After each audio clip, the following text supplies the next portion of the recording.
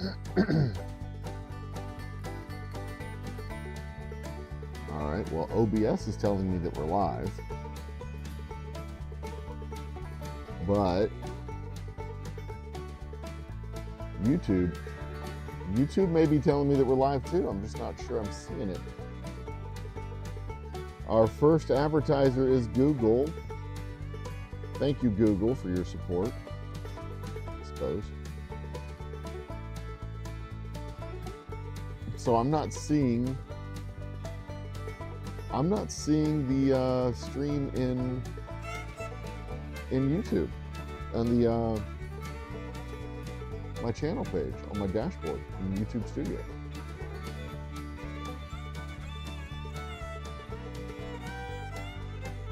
Like, I see it here on my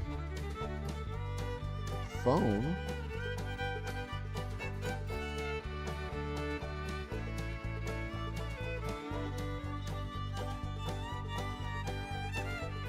Connect my encoder to start preview is what it's saying. All right, there we go. All right, all systems are go. Ladies and gentlemen, brothers and sisters,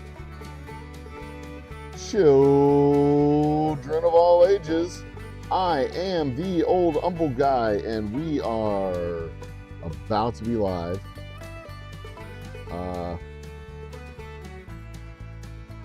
You know what? I'm just gonna dive in here.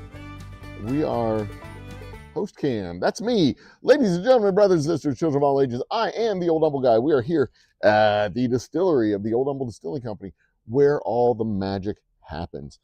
You're not. You're at home or at work. Hopefully, I mean, it'd be cool if you were at home, but possibly at work works fine. Today is the Thursday prior to Christmas. We are 1 week away from Christmas. So Merry Christmas to everybody. I'm going to be bottling up some whiskey. We're going to be talking about stuff and all the other stuff. Here's my picture-in-picture. This is the actual operating floor that I'm going to be working on. That's the bottler right there. And this is the table where everything is going to go to. We are doing first straight whiskey, then double oak rye, 5 cases of each. Kind of a busy day. We open at 4 o'clock. I haven't had lunch. We'll just see how it goes. But first, a word from our sponsors, and then we kick it over to the live. We are going to have ads, so don't click out of the ads. I need to raise another $14, I believe, by the end of the year. $12.26 by the end of the year in order to get my second, it might be the first YouTube check of the year. No, it'd be my second YouTube check of the year. They only send checks out in $100 increments, and this is not a high dollar channel, but we did just cross 5,000 subscribers, so we'll probably do a 5,000 subscriber special. Shout out to Vanessa Kitty up there, who's already gotten into chat. Now for a word from our sponsor. Ladies and gentlemen, brothers and sisters, I am the Old Humble Guy, Joe Brita. This is the Old Humble Distilling Company, and you are in my tasting room, and I have to ask, have you tried my delicious whiskey? Because if not, I've got a treat for you today, because we have 4 award-winning Texas whiskeys for you to try. First off is our straight whiskey, 90% corn, 10% malted barley, aged 5 years in used bourbon barrels and bottled at 90 proof. Next to it is our special reserve. We take a portion of the straight whiskey and put it back in new barrels to age it a second time. Gives it a little bit deeper color, a little bit darker flavor, a little bit oakier, smokier finish. Third on the list is our Boomtown Bourbon, our flagship bourbon, the first bourbon we've ever made. A true Texas small batch craft bourbon made in 50-gallon batches and aged in 5-gallon barrels. And finally, our double oak rye, a true Texas rye sourced with grains from the Texas Panhandle, aged with extra oak staves to balance out that high rye flavor and give it a nice, clean, smooth finish. 4 award-winning Texas whiskeys, all available right here at the Old Humble Distilling Company and in finer liquor stores near you. Plus, you can go online, oldhumble.distilling.com. Go to shop online, and you can order yourself up a bottle there in 46 states across the country. Treat yourself to something nice. Treat yourself to something from Old Humble Distilling Company. Cheers and happy drinking.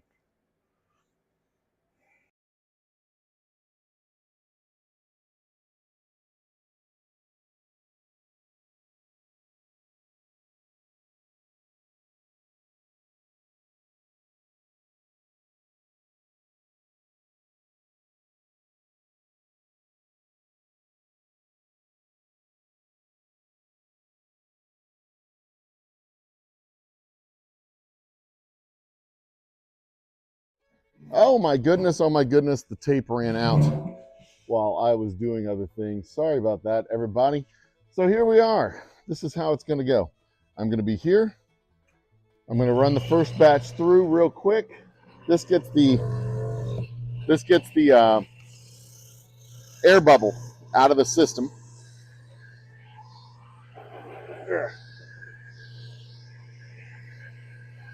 I should have 5 cases of rye in there. Okay, so the air bubble's out of the system.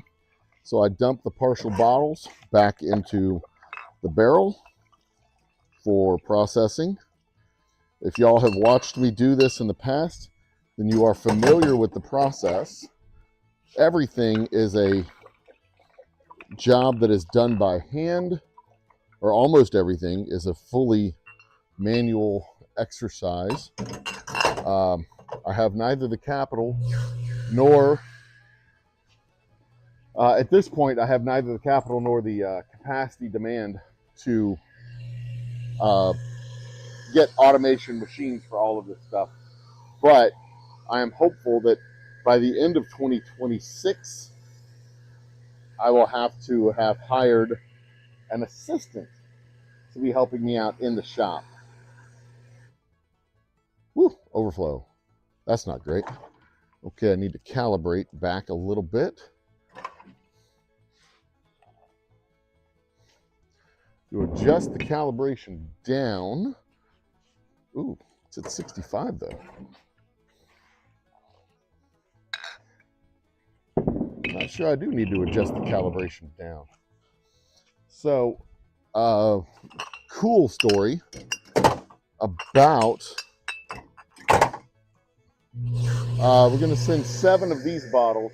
This is going to be 5 cases here of the straight whiskey. And then we're going to do 5 more cases of the straight whiskey. I should probably go ahead and do 6.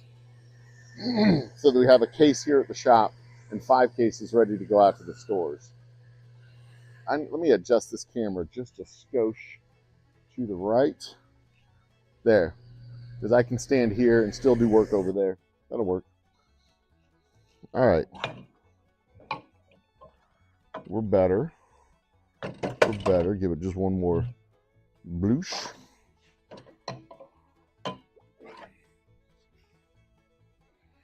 That works. All right, we're all set now. Sometimes, I mean, the air bubbles work their way out at the very beginning, and then a new air bubble works its way in, and the calibration is always set to assume that there's an air bubble in the line, which sounds counterintuitive, but it's not a perfectly closed system. Like, it's a siphon system, and this is a filter, and that filter will pull air in and out. I'm going to lower this down a little bit, get a better angle of, okay, better angle of the table where I'm working. Cool. And once I'm fully over there at that table, I will move the camera again.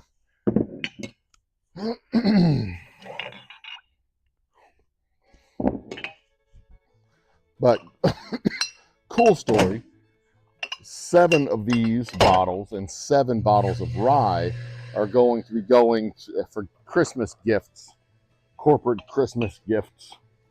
And I'll set the price. I had to get some boxes, have to get some delivery. We're going to wrap everything up, make it look nice and pretty. But there you go. As far as the state of the distillery goes, we have signed on with our new distributor. We have 1, 2, 3, 4, 5, 6 rows, fields of 6 here. So we've signed up with our new distributor, which gives us access to more stores in 2026 than we've ever had before. We will be able to, if we make our way through February, If we get through February, we're going to have green fields in front of us, which is exciting. We're just going to go through this lean time. The end of this year, the beginning of next year, I've got taxes due, fees to pay. Excuse me. Taxes due, fees to pay. This is water, by the way. Taxes due, fees to pay, licenses to renew. All this stuff coming up in January. I got to get a transmission repair on my van, which needs to be done probably by the end of January, so that my son, who's going to 1, 2, 3, 4, 5, 6, 7, my son's going to Japan. I need to move it even a little bit further this way. All right, maybe I just quit walking so far away. I'll just stand right here. So with him in Japan, it means I'll be able to use his car, the car we got for him, to commute back and forth to school. And while that's happening, I'll be able to get my van fixed. We've had a tough quarter.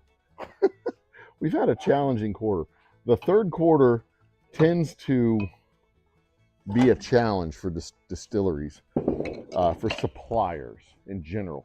The reason being, a lot of stores stock up in September for their October, November, December, the OND months.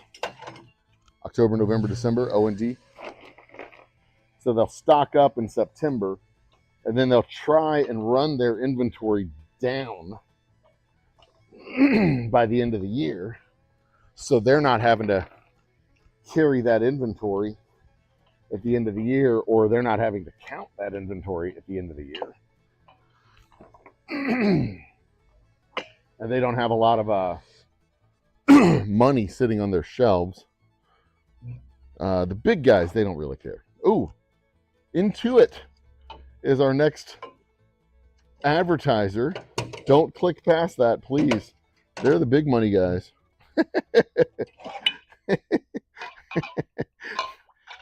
And I want to know who's advertising on your page too. We all get different advertisers because the almighty algorithm treats everyone special. And mytraffictickets.com. Get your traffic tickets dismissed at mytraffictickets.com. So shout out to Intuit, QuickBooks, and Google, and mytrafficticket.com. Ticket dismissals, no court. Ticket dismissals, no court. That's what it said.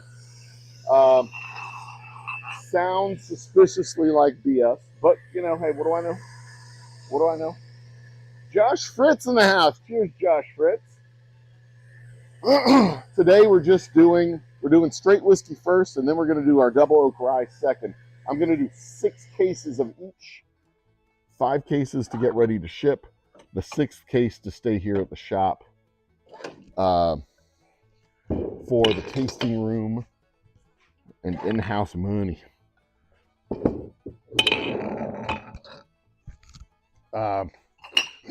So here was the thought experiment that I played with.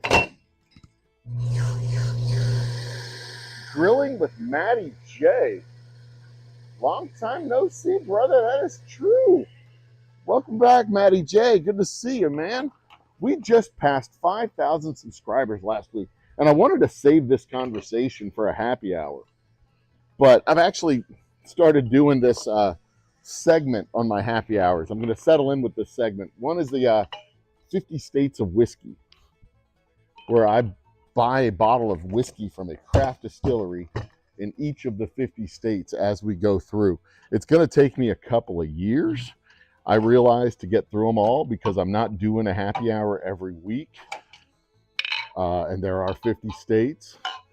But I also know that even though all 50 states have distilleries, some states just don't ship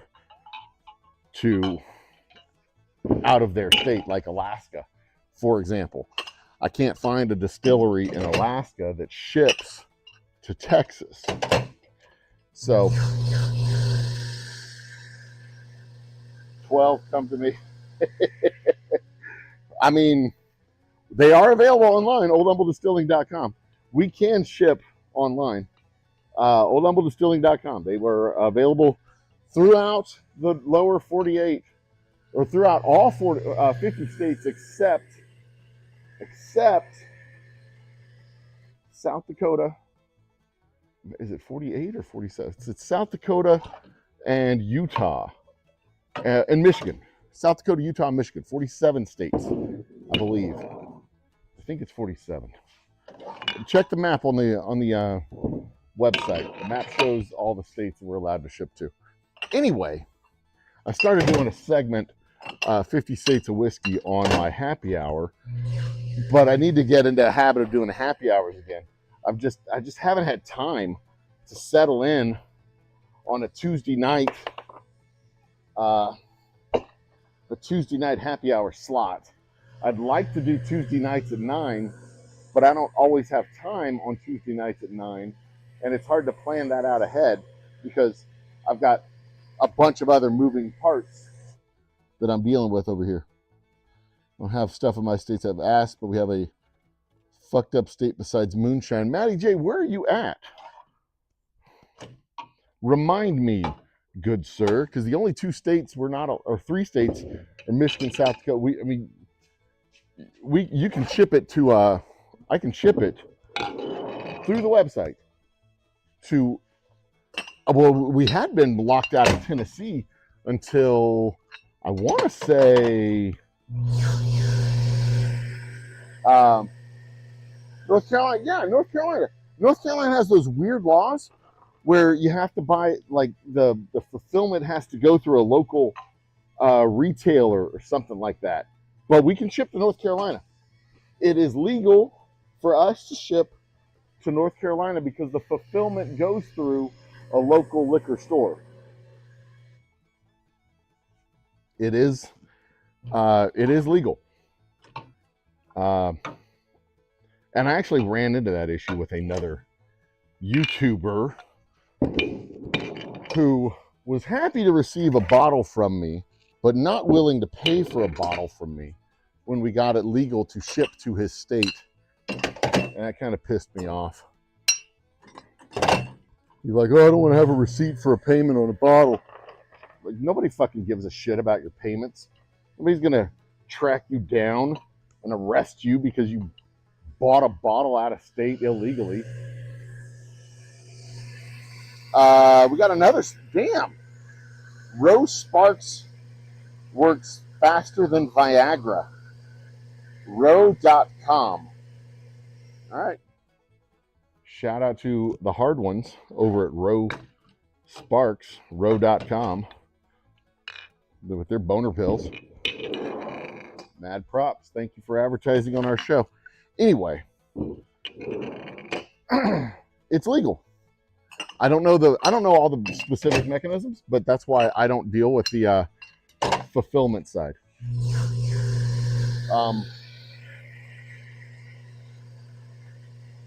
Yeah, we're not. I am working on getting into stores. I am absolutely working on I am working on getting into store. We're expanding into 2 states next year. My goal is Louisiana in the first part of the year and 1 more state in the second part of the year. I would like to do New York or Oklahoma. I know those are worlds apart as far as states go, and plumbing. But I have my eye on one of those 2 states, whichever one comes first. I've been working on it with a broker who operates throughout the state of Texas, Oklahoma, and Florida. I've also been working with a broker who operates in Louisiana. So as of right now, the broker in Texas has gotten us in 1 store in Austin. So I'm not sure how much longer that relationship is going to go. 1 store, and we signed up with got signed up with Republic, a new distributor that has access to the entire country. But he didn't do that. I did that on his recommendation.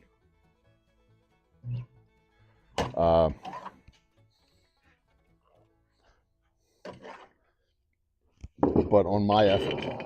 So once I took that over, it actually started moving again. So I don't know how that's going to all work out. Anyway, so Tuesdays, Tuesday seems to be the best day for me.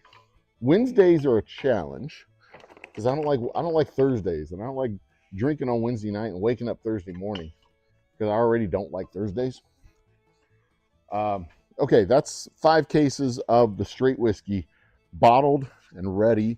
So now the next phase for the straight whiskey is the closure, sealing the closure. Okay, we're on target.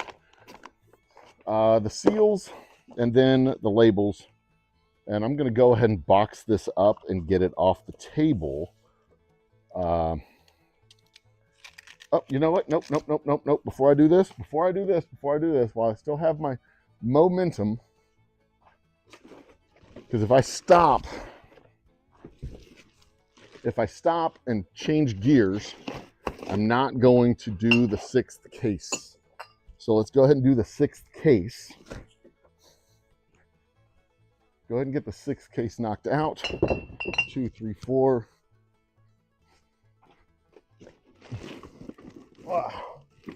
2, 3.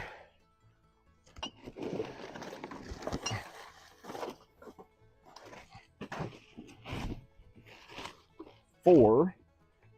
And finally, 3, 2, 3, 4. Coming up. 3, 2, 3, 4. All right, we're going to do this last case here. 1, 2, 3, 4. Stepped away to make a couple of cigs. 5 ads. 5 ads. Holy crap. Don't drink like I used to, though. I'll be glad to take some 100 to 150 proof. Tis deceased. I have 120 proof rye here at the distillery exclusively. So if you want something over 90 proof, you're going to have to order it directly from me and have it shipped to you via UPS. Happy New Year to you, Matty J. It's good to see you again, brother. Don't be a stranger. So anyway, finding time to do the happy hour live stream. I like doing the happy hour live stream. Because it turns into a very interesting conversation. It's not a conversation that I entirely control, which is one of the things that I find thoroughly amusing about that particular show. 1, 2, 3, 4, 5, 6, 7, 8, 9, 10. I don't entirely control it. And especially after, I need to quit yelling, I suppose, especially after the first hour, when I switch from my prepared show to the comments section of the show. The Old Humble After Dark, that can go from, if I start the show at 11 or 10 o'clock, that can go till R.O. Sparks, ED meds again. I wonder why they think that people watching my stream need erectile dysfunction medication. What y'all out there with? Uncooked pasta in your pants? It's cool. You get to a certain age. High blood pressure, other causes, mostly high blood pressure, that'll cause ED, right? Heart problems. I read somewhere that if you have ED, you have a 25% greater chance of morbidity over the next 5 years from any cause. I wonder what the correlation is to any cause. I mean, I get heart issues. You know, you have reached that stage in your life where you are likely to just drop dead anyway.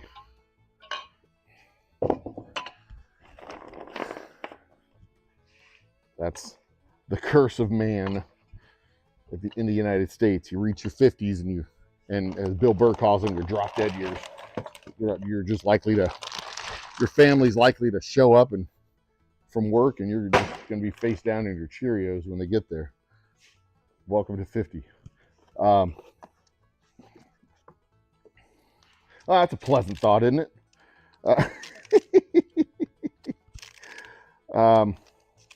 My grandfather, I think, died when he was 55. My wife's uncle's dad got adult onset multiple sclerosis and died when he was basically, I think he got MS, adult onset MS when he was 48, and I think he lived to 53. I'm not mistaken, not a blood relative. My dad lived to be 75. I'm going to live to be 125. I'm not worried about that in the least. Most of my systems are fully functional. My knees are achy a little bit. My back feels fine. I'm going to do just fine. I'm going to piss people off for more than a century if I have my way. Definitely going to outlive that orange hobgoblin in the Oval Office. Just out of spite. You know, I can't have him outliving me, so that's probably only going to be like 2 or 3 more years though, so if there's a God. Anyway, I don't know why RO has picked my stream to advertise twice, but there you go, they have. Who all we got here? Too much blood in the member. Oh, that's some cinnamon and you have Arthur A-itis. Nah, I don't think I've got arthritis. I was a runner when I was young, and I hurt one of my knees, and I quit running, like fully just stopped running a couple of years before the pandemic because I had to get my knee fixed. And I put on, I probably put on 40 pounds from 2018 to 2024. And so that is part of it. The sedentary lifestyle, the added weight. I mean, I'm not missing meals here. Put that down. I'm not missing any meals here. I'm a healthy boy. But I do need to start missing a couple of meals every once in a while. I dropped 20 pounds already I dropped 20 pounds earlier this year. Flatlined right about 243 from 268 is where I topped the scale at the beginning of the year. And I got down to 243 and I put a little bit of it back on. So I'm up to about 250, 249, 250, somewhere in that range. Hovering in between, trying to stay below 250. But you know, it's Christmas time. It's hard to get all the sweets and all the snacks and all the candies and all the Christmas parties and all the extra food and all the extra eggnog and all it's really tough. Not impossible. Self-control is a virtue. And I am a virtuous individual, as best I can tell from what people keep telling me. I am apparently a good person. I still think I'm a curmudgeon, cranky old bastard, more often than not.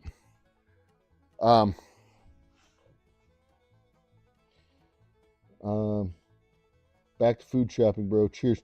What's getting all that? Cheers to you, Matty J. Sunflower will take your meal.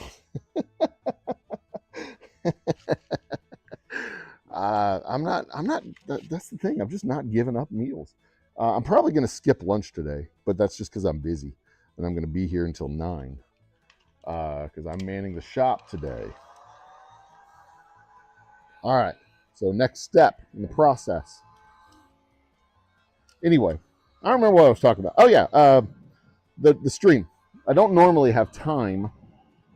I don't normally have time any given day of the week to go and plan out the stream, and I want the stream to be more planned out and thoughtful. Which means I need to spend at least a couple hours planning it out and making sure that I have, content for the stream and not just sitting down and crapping something out. But I also wanted to have like a growing audience and not just 3 or 4 people. Because let's face it, 3 or 4 people, it's fun, but it's not valuable. I was doing the live stream specifically because it was a cheap way to get watch time. It was a cheap way to get watch time. I could do one 4-hour live stream and get 30 hours of watch time.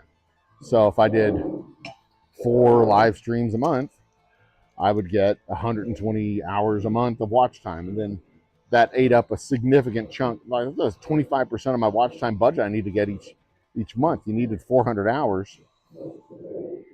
So I could do 4 shows and get a quarter of my watch time budget, and then hand everything over to shorts and regular vids.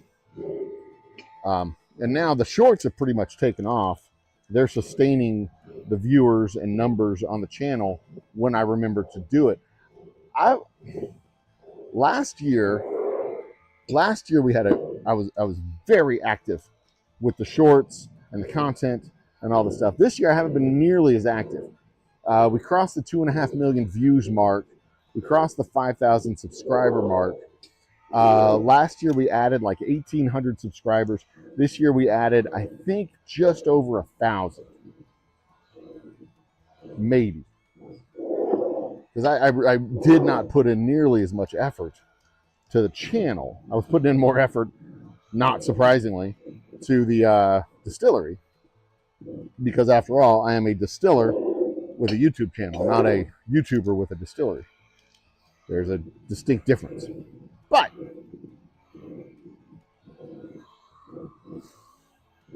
focusing in on the things that worked, the lives worked better than the scripted videos, and the shorts worked better than the lives. So I spent more effort this year, at least, on the shorts and less effort on the lives. But I enjoy doing the lives. I like doing them. I like the community. I like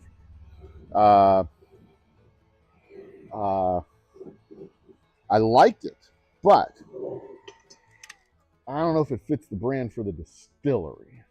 And that's the challenge of figuring out how to, I got the bitches already boxed up, labeled right now, shipped. Right on, brother. My nose itches. Okay.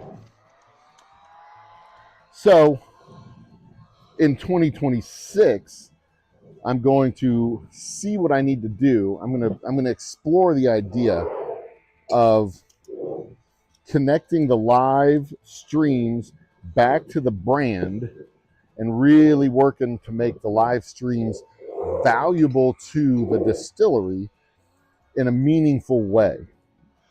Not just giving away free product, but growing a revenue stream from the live streams.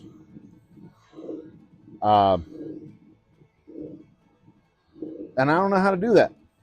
Because like I said earlier, I am $1,275 away from my second $100 payment this year.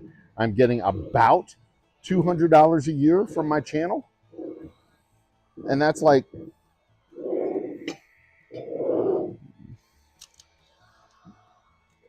and that's it, you know. And now that I've crossed the 5,000 subscriber mark, now I'm looking at, what do I need to do to get 10,000 subscribers? Well, I can advertise the channel. I can, do all the stuff that I've been doing, sponsored posts, sponsored videos. But I need new content as well. And I need to make new videos from the tasting room, probably whiskey focused, more whiskey focused than I have been in the past. It's just that challenge once you make the video and you look at the video and you're editing the video, like, this looks like shit. This looks like crap. Why would I put this out in the world? And then, I don't want to do anything with it because it looks like crap. And I need to learn how to do lighting, and I need to learn how to, the iPhone camera is a fine camera. I just need to learn how to do lighting. I need to learn how to do the camera work, blocking and spacing and all the other stuff that you do as a camera person, instead of just, set the camera up and start talking. Because set the camera up and start talking is how you make amateurish looking videos. And I don't want to make amateurish looking videos. I want to make videos that look good, like a pro did it. But I'm not a pro, and maybe that's the endearing quality. Oh, we got another ad. It's supposed to be light ads. This is like every 20 minutes. Who is this? Shine bright with your pet. Figdoll.us. Okay. Shine bright with your pet. Figdoll.us. Thank you, Figdoll.us, for advertising with the Old Humble Distilling Company. May all your holidays be bright. All your Christmases be bright. Or white. That's what it was. May all your Christmases be white.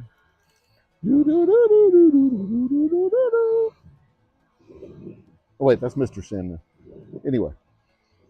So that's going to be the goal for 2026, is figure out how to better monetize this virtual space.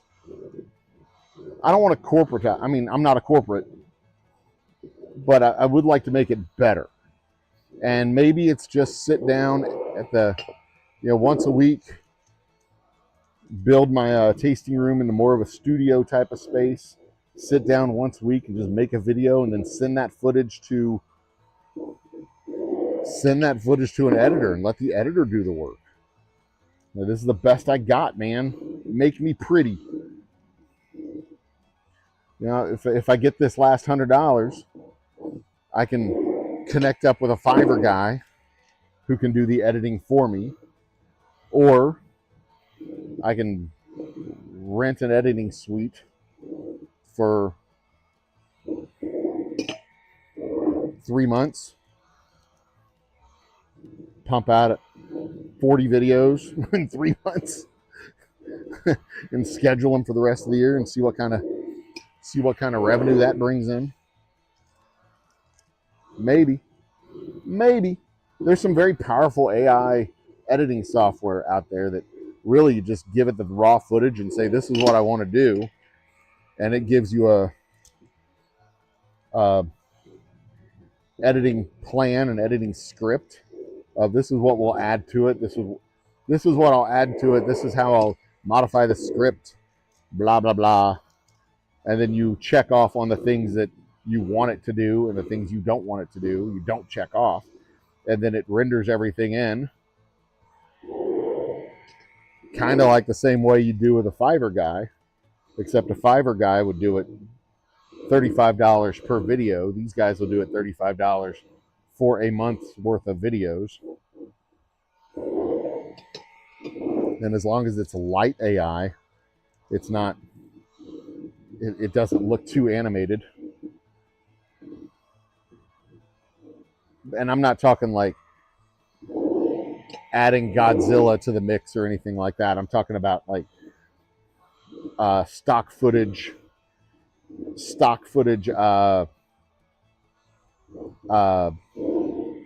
graphics, titles, titles and captions and things like that. Nothing creepy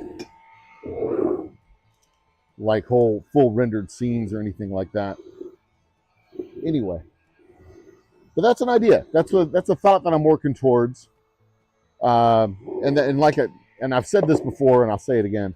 Any revenue that comes from the channel goes back into the channel, whether it's microphones or lighting or camera rigs. I've got a camera harness for my phone that works as a handheld platform to make it nice and more stable to record on a phone or even on a stationary camera. I mean, this is just a webcam that I'm recording with or broadcasting with right now. My DSLR Canon won't stream. The board is broken, so the output function on the DSLR doesn't work. It'll only capture to a chip. So that, unfortunately, is a $500 repair. That is not an easy fix. Not even close. But I do need to get it back out of the shop so that I can use it for just recording and not live streaming. Because it's a good camera for recording. It's just not a good camera for live streaming anymore because it won't do that. So anyway, there's two segments on the show that I'm working towards. The one is, god damn. Oh, this isn't a video ad. This is just a pop-up. Okay. I'm gonna have to check and see what the setting is over there, because we're getting a lot of ads coming through here. Let me look and see what the setting is. Pardon me while I sit and check a thing on the live stream. Okay, if I look at my settings, frequency is medium. Let's gonna cut that down to low. Save. Okay. Frequency is cut back down to low. We're gonna have a few less ads. And if you appreciate that, drop a super chat. Thank you. I'm kidding. I mean, I'm not going to give the money back, but I'm kidding. Don't do that. I was just getting tired of seeing them. So I know you're getting tired of seeing them. If I'm getting tired of seeing them, you're getting tired of seeing them. Okay, so two segments of the show that I want to work towards is the 50 States of Whiskey, which is when I buy a bottle of whiskey from another state and bring it in and sample it. The first one I did was John Emerald Distilling, and they make a fine bourbon. But I'm going to order it. I'm going to bring it in. I'm going to talk about it, and I'm going to try it all live on the show. No, and there's almost certainly going to be some that I don't like, and I'm going to say I don't like it. But if it's there are plenty of people out there who drink craft whiskeys, that it may be the right flavor for them.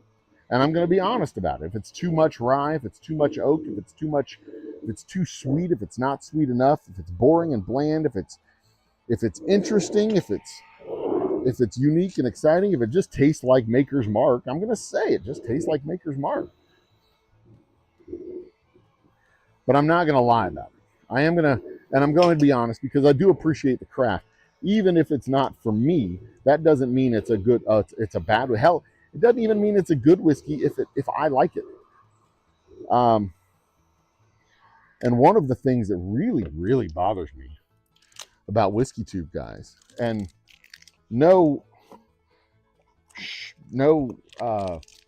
shade meant for anyone in particular. I know why they do what they do, and I don't have a problem with that. But they just go out and buy corporate whiskey. They go out and buy big label brands from distilleries that have big marketing budgets, and they give them free marketing. And then they go to small distilleries like us, and they're like, send us free money. Send us free whiskey. Send me free whiskey. Like, I can't afford to send free whiskey to every damn channel that has 200 subscribers. You don't get to do that. Like, Still Austin, they have a marketing budget that is larger. Their marketing budget is larger than my revenue.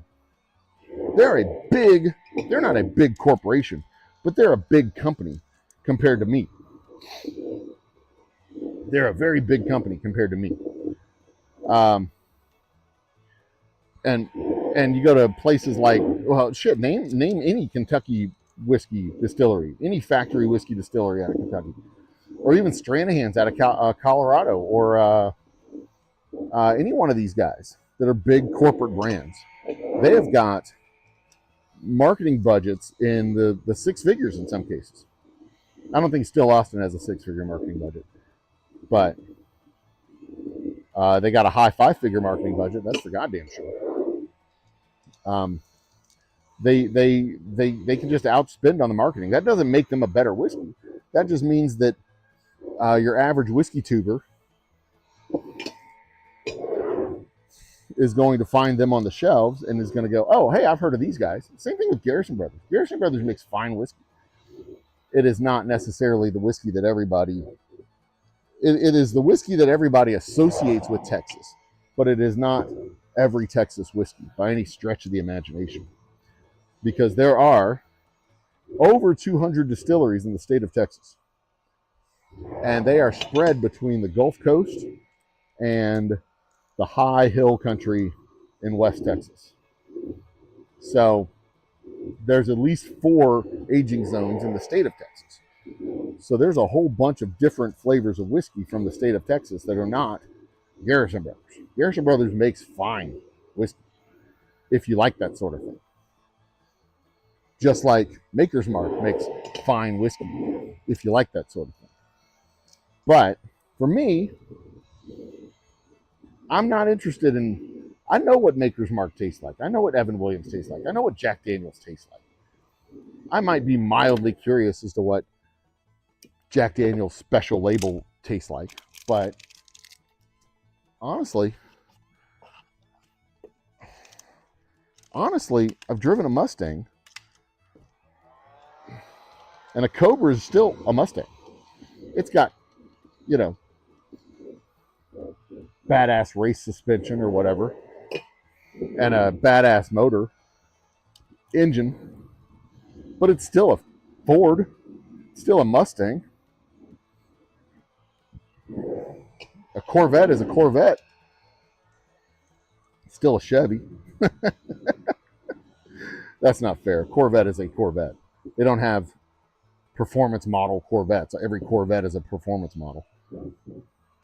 But you get that F-150 Lightning, it's still an F-150.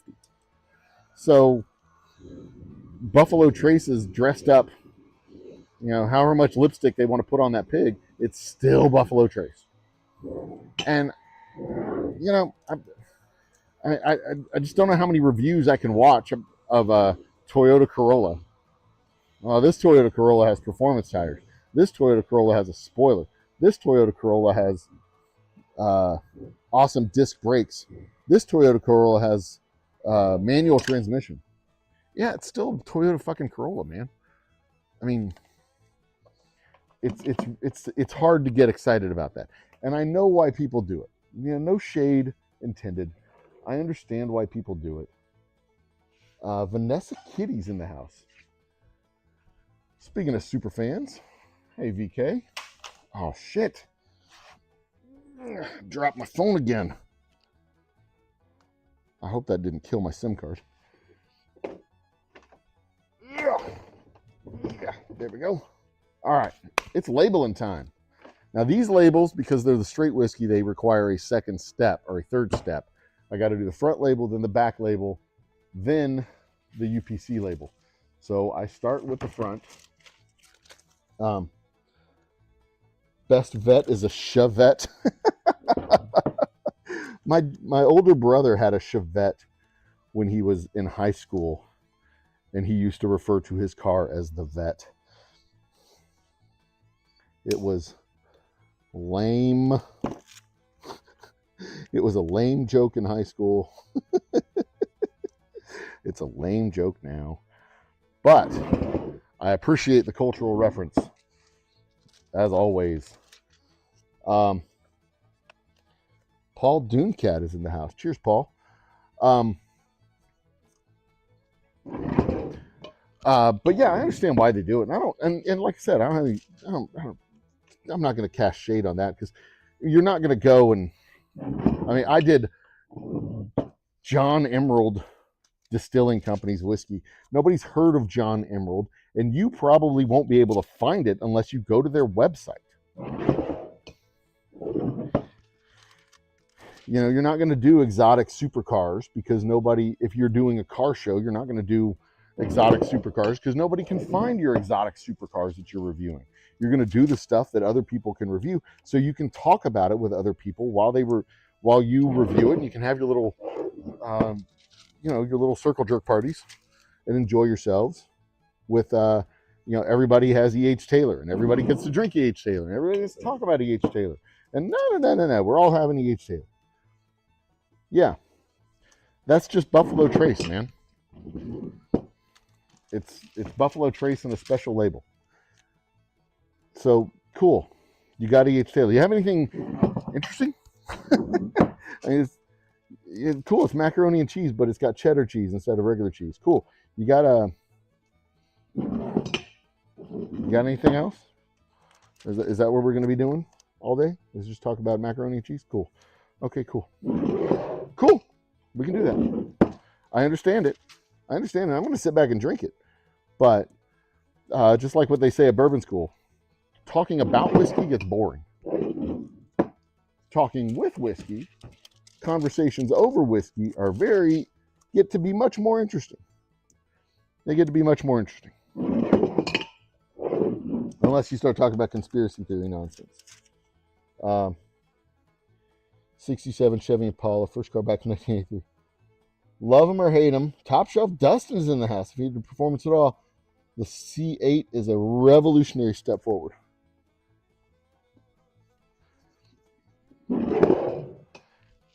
There you go. But if I'm watching reviews, I want exotic super. Well, there you go. If you're watching, and I guess car reviews are probably different than whiskey reviews, because whiskey, you're going to sit down and drink the whiskey. Car reviews, you want to see the crazy, wild things that nobody else sees and nobody else hears about. But the whiskey reviews, everybody wants to break out their bottle. Now, there's some people that do it, that have their clout reviews. They go, I found this Eagle rare and it cost me $600, and I found it and they didn't want to sell it to me, but then I showed them my secret decoder ring, and then they said, oh, you don't want this bottle anyway, let me get you the one from the back. And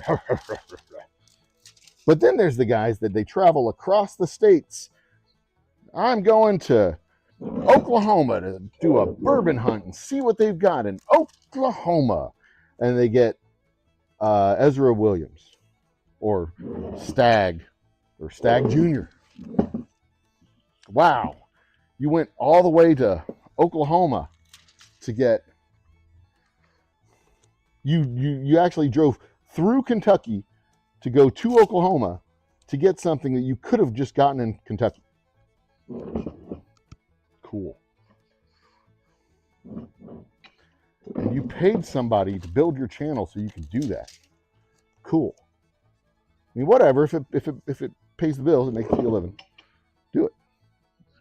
I mean, like I said, no shade. I understand why they do it. I understand how they do it and what they do it for. I get it. I understand. I understand the mechanics. But that's not for me. That's not what I find interesting. That's not what I want to do. I want to have conversations over whiskey.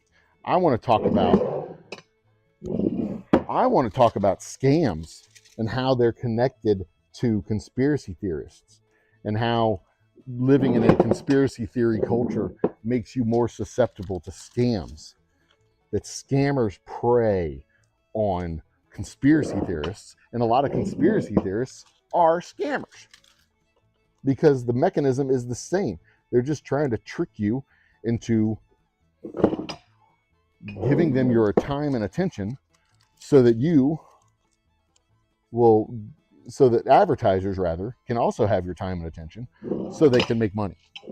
And if it were not for the almighty algorithm, conspiracy theory culture would not have nearly the foothold it has today, with people believing all kinds of stupid bullshit and nonsense.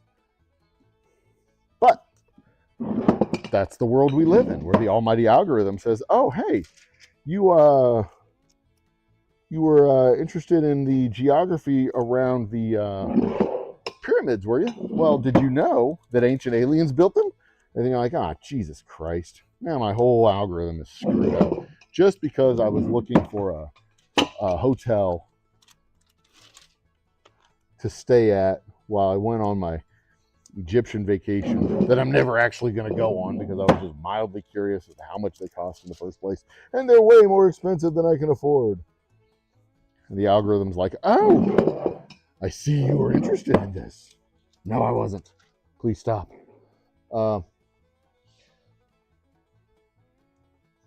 Thermodynamics and its fun directional applications. That is rocket fuel, right, VK? Thermodynamics and directional applications. Propellant, if I'm not mistaken. That's fancy terminology for propellants. C8. Let's see, 1, 2, 3, 4, 5, 6, 7, 8. Okay, that gives me 68 times 8 is 64. I have 60 bottles. Ooh. I got a 9. 1, 2, 3, 4, 5, 6. Oh, crap. I've got a bad number here. I didn't plan this out well. I've got too many rows to make this even. I'll fix it with the back label. It's fun to drink along in the reviews. I'm also down to hear about some epic 30+ year old. See, I want to find out about the thing that gets made in a neighborhood. I don't necessarily want the Buffalo Trace with new mud flaps. I want the stuff that's down the road from them. I want McNeely family that makes their whiskey. They make bourbon they make bourbon in an Irish whiskey style. They do a triple pot distilled bourbon, which I found to be just a fascinating process.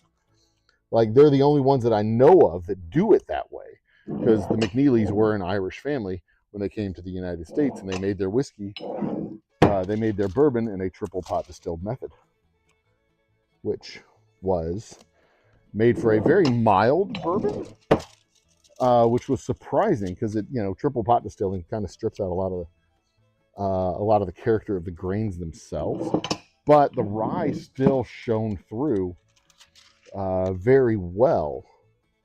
The rye still had a very pronounced flavor even through the triple pot distilling. It was a very interesting combination of flavors that they did. A very, very interesting combination with the tri-grain plus. Because a lot of Irish whiskeys aren't tri-grain whiskeys. They're either single malts or corn. Most of them, I believe, are single malts, or a mixture of single malt and corn. Or blended malts, I suppose. But for it to be properly blended, it has to come from multiple distilleries. So a lot of them are not blends. They just use a blend of grains from the same. Anyway, back to chat. Where are we at? Fun to drink along 30+ years. So a few years ago, Buffalo Trace did a huge video with a NASCAR driver that drives the Eagle Rare car. Didn't know it was a thing. Anyway, they did a whole video on hunting Buffalo Trace. I posted on Reddit and got it downvoted and crapped on so hard, they pulled the video. Wow. They pulled the video out. That's saying something. I mean, that says that even bad publicity is not good publicity, right? Take that, Eagle Rare. So I'm going to have, this last row is going to be short by 4 because I only have 60 bottles and this is a 64 bottle. I'm tempted to go fill 4 more bottles, but I don't need 4 more bottles. I only need what I got. And right now, as far as my supplies go, I've got plenty of whiskey, but I'm going to run short on bottles. Wild Fork Foods. Thank you for advertising on our channel. Wild Fork Foods. Something about food, I guess. And those forks, you don't want to use the tame forks. You want to use wild forks. Raised, not even raised, caught in the wilderness. 1, 2, 3, 4, 5, 6, 7, 8. I have 60. No, I don't. I have 72 bottles. And 8 times 9 is 72. So I am going to have, I forgot I made the 6th case. So I'm going to have a full rectangle of bottles. Very exciting that I did not screw it up. I forgot I have 72 bottles, not 64. Anyway, that's why I want to do the 50 states of whiskey, because there's plenty of states, there's plenty of whiskeys that you've never heard of. They're not Buffalo Trace. They're made in Kentucky. They're made in Alabama. They're like John Emerald whiskey, made in Alabama, up in the north part of Alabama. They're made in Mississippi. They're made in Louisiana. They're made in Arkansas. You can get whiskey. You can get good bourbon all throughout the country that you've never heard of. That's not Buffalo Trace, and it's more interesting than the corporate. In my personal and correct opinion, it's more interesting than the factory whiskeys, because the factory whiskeys have to sell a bunch of whiskey, so they have to make their whiskey lowest common denominator to sell to the widest possible market. And if you're selling to the widest possible market, you're making, you're not making Southern gumbo, you're making Midwest gumbo, because you got to make that gumbo not too spicy, because them farm girls, they can't handle that spice. So you got to make it just right and let them spice it up themselves. So, you got to sell whiskey to people in Colorado and Louisiana and Kentucky and Florida and California. So you kind of got to, moderate it a little bit. And that's when you get into the, just like with craft beer, you get into the local communities, and those local communities start making stuff that's a little bit different. Or maybe it's a lot bit different. And it doesn't taste like Kentucky whiskey. It tastes different. Is that good or bad? Yeah, it is. Sometimes it's good and sometimes it's bad, but it's different. And it's interesting and it's exciting. And I like that. I like that a whole bunch. I can go to St. Louis and eat Chick-fil-A, or I can go to St. Louis and find some local barbecue joint and eat local St. Louis barbecue. That'd be dope as hell. Way better than Chick-fil-A. I mean, I went to Mexico, and the last meal I had in Mexico, because I was almost out of money when I was 18, the last meal I had was McDonald's. But I wouldn't go to Mexico and eat McDonald's every day unless I had no money. Then I would go and eat McDonald's, because you have to you eat what you can afford. But geez, with all the local delicious cuisine they have down in Mexico, real authentic Mexican cuisine. Granted, a lot of the real authentic Mexican cuisine I can still get here in Houston, but that's neither here nor there. If you're in South Dakota, you're not getting real authentic Mexican. Most of the time, you're not getting real authentic Mexican cuisine. So you go to Mexico and you don't eat South Dakotan food. You eat Mexican food. Now, that said, when we went to South Dakota, there was a Cajun restaurant. And we were like, how they got a Cajun restaurant in South Dakota? Who's this? Who's this wanderer coming in here trying to cook Cajun food in South Dakota? And we asked the owner, like, tell us about your Cajun food. And she goes, you know what? I'm gonna let the cook tell you about the Cajun food.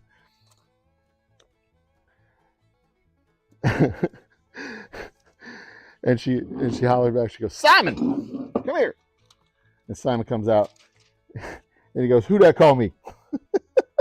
Simon's last name was Thibodeau. It was Simon Thibodeau from Houma, Louisiana, who was the co-owner of the restaurant and the inspiration behind the Cajun food on the menu at this restaurant in South Dakota. Simon fucking Thibodeau. And he was all about the Houdats and Shonuffs, and yeah, he was. Hold on one second. Can I help you? Hello?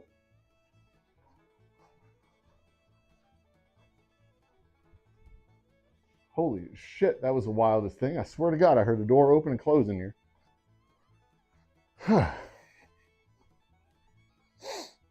All right, well, cool. I probably should have paused the video there, put it on one of our we'll be right back screens, just in case there was somebody in there. Nobody else has a key except me. I have a couple people who have a key, but they're not like out in the wild. So y'all could have heard me get murdered. That would have been neat.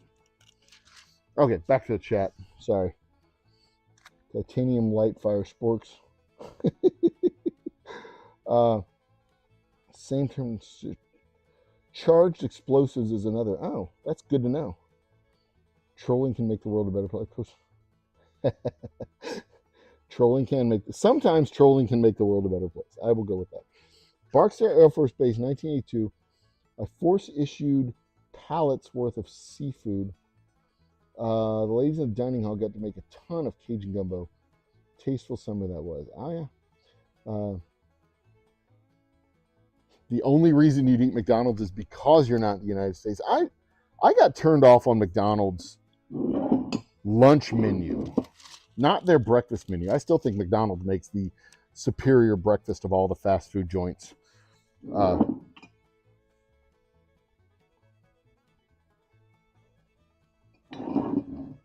Something is happening in the other room.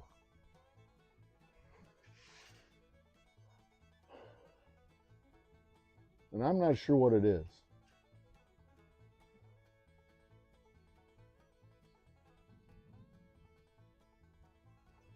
All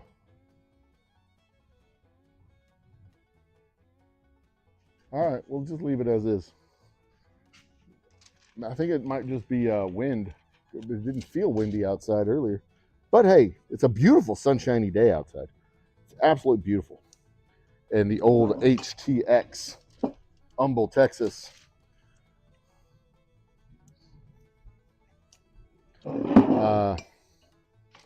Metroplex area. Anyway, yeah, I kind of got turned off. I went, they had a McDonald's on campus at U of H, and I went there one day and got a burger, probably a Big Mac. And I swear to God, that the meat, it was like, you know those breakfast sausages, the little sausage pucks that you get, the sausage patties? This was a burger patty, but it was so burned up and cooked and just cooked to death. It looked like one of those sausage patties, and it tasted like a hockey puck. And I was like, this is the worst burger ever. And there was a Wendy's right across the street. Like, why am I ever going to eat at McDonald's when I could eat at Wendy's? Wendy's exists. Why would I eat there at McDonald's when I could get a actual quarter-pound patty that's, you know, a square meal, because they're square patties, get it? Anyway, so the second segment that I'm working on for the happy hours in an effort to make a more quality happy hour program is a segment that I call Let's Talk About It. And it's actually going to become that's the thing that I'm envisioning to become an 8-minute series on the channel itself, where we just have a topic and we go, okay, let's talk about it. But in the happy hour, I'll monologue for a little bit more than 8 minutes to discuss. And it's not all going to be whiskey topics. The whiskey topics will be exclusive for the 8-minute segments, like does smoke do anything? What do small barrel, does it, is a small barrel worth it for secondary aging at home? Thought for a second I was putting back labels. Usually I do the back label first, so I kind of freaked out there for a second. Forgot that I did the front labels first. Anyway, the answer to that question is maybe. What do age statements actually tell us? Do age statements tell us the whole story? How to read a whiskey label? Your home bar essentials, things like that. Basic whiskey topics, whiskey knowledge topics, I guess. But the happy hour topics, those are discussions over whiskey, not discussions about whiskey, because I can't think of anything more dreadfully boring to talk about than whiskey itself. Beyond just a few minutes. I mean, I get passionate about some topics with regards to whiskey, like, age statements and mash bills and aging zones and barrel effects and stuff like that. But it just gets, you talk shop enough. Sometimes you just want to talk about this topic that I was talking to my kids about just a couple of days ago. The earth can be measured in meters. 40,000 meters is the circumference of the earth at the poles and at the equator. At its poles, the earth is 40,000 meters. Human beings are roughly 1.5 to 2 meters tall. Earth is proportionate, it's large, but it's of human proportions.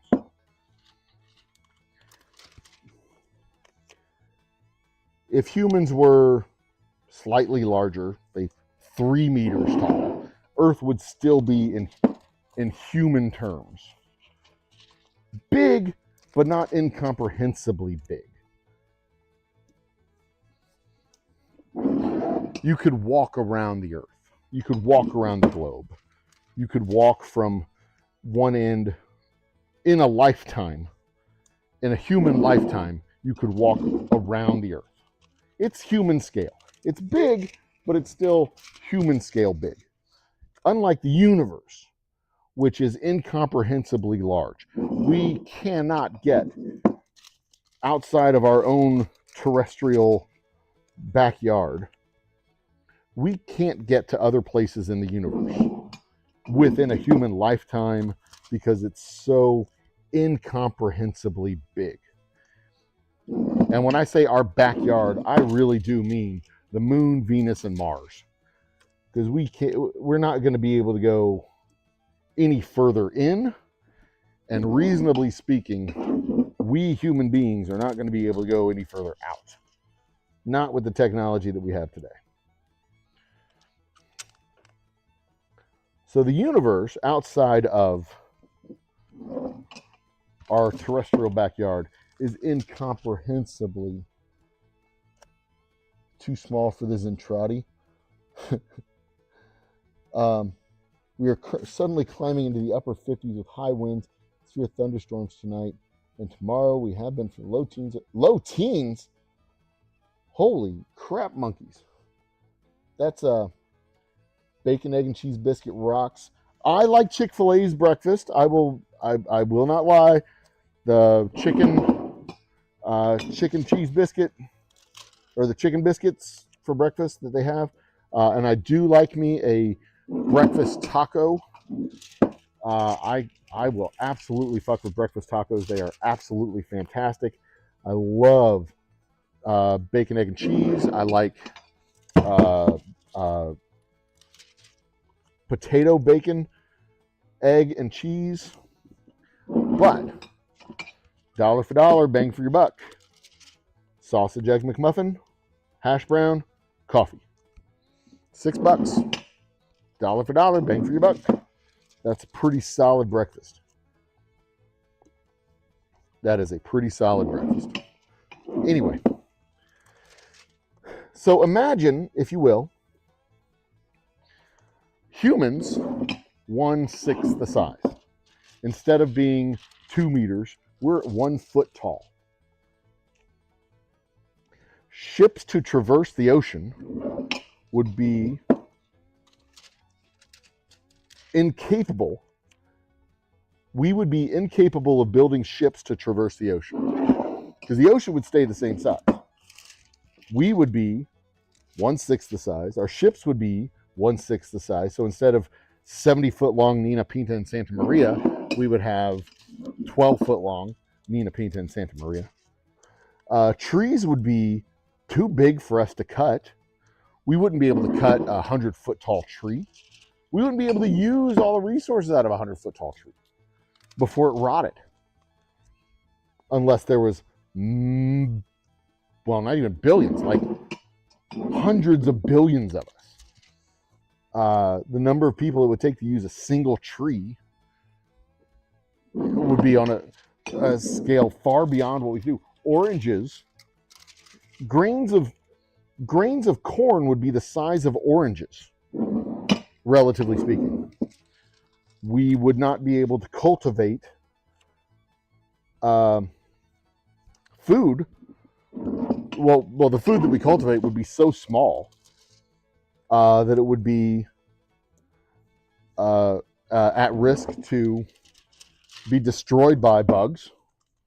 And not just like eaten by bugs, like destroyed, trampled upon by bugs, trampled upon,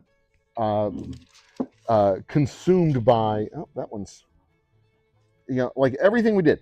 If what we did was smaller, it would be more fragile. And if we're talking 1/6 the size, we're talking 6 times as fragile, possibly more. And we wouldn't be able to traverse the oceans. Smaller size would be better for us to travel into space.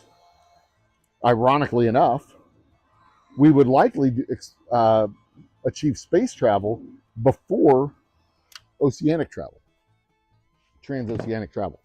We would likely do space travel before transoceanic travel because we would require so much less fuel, so much less life support, so much less everything, and we'd be able to break the bonds of gravity easier because we are so much lighter and smaller. If you flip it over, if we were twice as large, instead of 6 feet, our average height was 12 feet. We may never achieve. Transoceanic travel would be potentially easier because we'd have larger ships, but it might be harder because we'd have to have larger ships. They'd be heavier. We'd have to have more supplies. So instead of a 70-foot long ship, we'd have to have a 140-foot long ship made of wood. I don't think travel time would be cut in half. So we'd have to have more everything. And then you think about going to space, we'd have to have more fuel. We'd have to have more rocket. We'd have to have more everything to go to space. So if we were twice the size we are, and remember, you double the size, you your surface area goes up by square, your volume goes up by cube. So if you double your size, the volume is multiplied by 8, not by 2 cubed. So we are that much heavier because we have that much more stuff inside of us, which means that much more supplies, that much more everything. So I don't think we ever, if we're 12 feet tall, we never go to space. We are perfectly proportioned and evolved for life on Earth. Which raises the question, if we encounter life from another planet, would it be shorter than us because it's more attuned to interstellar travel? Would it be taller than us because it has no gravity and it doesn't have the constraints that we have here on Earth with terrestrial gravity? What would it be like if Earth was twice the size? How would that affect us? Because if you double the size of Earth, you octuple the material in Earth, which means you octuple the gravity of Earth, because gravity is related to mass. So if our gravity shoots up like that, we are shorter, we are smaller, but our planet is much larger and harder to traverse. We are relatively stronger, I suppose. I mean, it raises a bunch of interesting, in my opinion, interesting questions of what, you change one variable here on Earth, a planet which we are uniquely evolved to exist upon. We are singularly evolved to exist on planet Earth, almost perfectly evolved to exist on this planet. And if you change one little variable like that, what happens?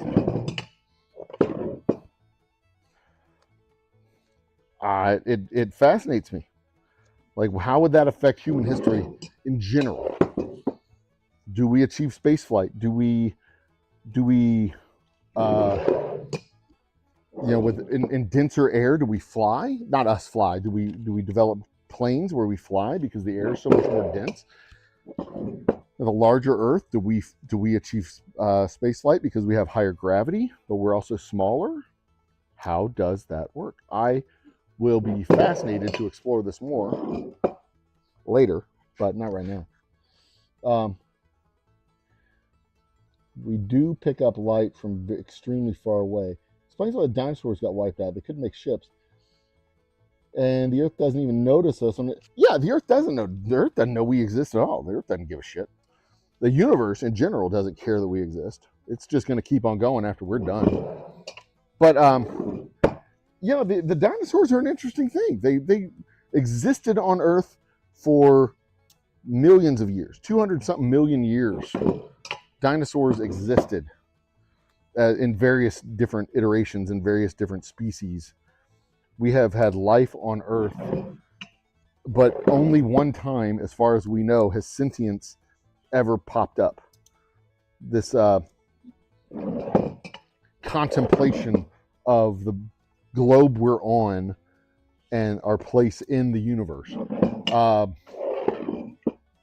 don't remember which one of these dudes said it, whether it was Stephen Chu or Ben Cox or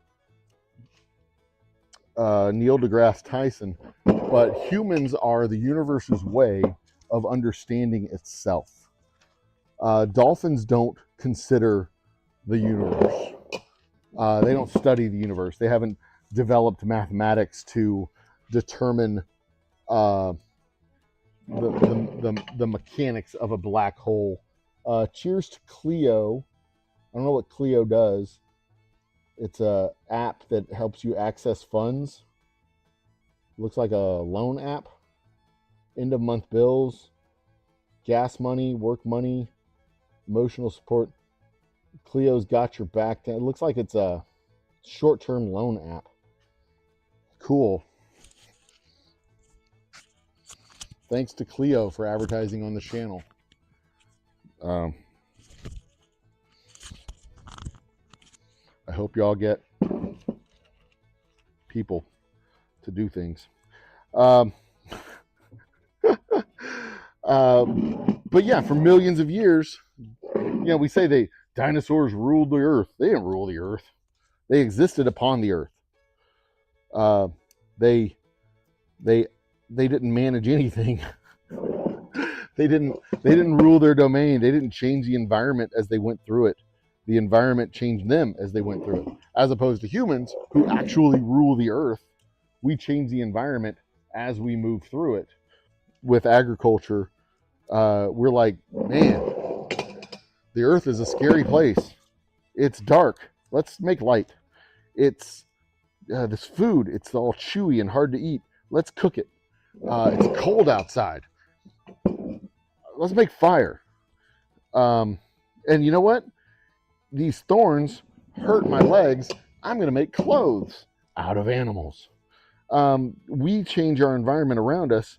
Rather than evolve to fit the environment, we change the environment to fit us. And we've been doing it ever since, ever since we've been we. And I really want to say it was Brian Cox who said it, but we are, as far as we know, the only species of animal in the history of Earth that has contemplated our place in the universe, which makes humans the universe's mechanism for understanding itself. If not for us, at the moment at least, if not for us, all the cumulative knowledge of what we know would disappear. And, whatever comes after us may not be able to decipher what it is that we have handed down. But we also know, because we are able to hand down knowledge, that there have been no intelligent civilizations prior to us, because they would have handed down that knowledge. There would be some mechanism to hand that information to the next generation, and the next generation, and the next generation, and it takes several generations to develop that knowledge. I mean, Jesus, we went from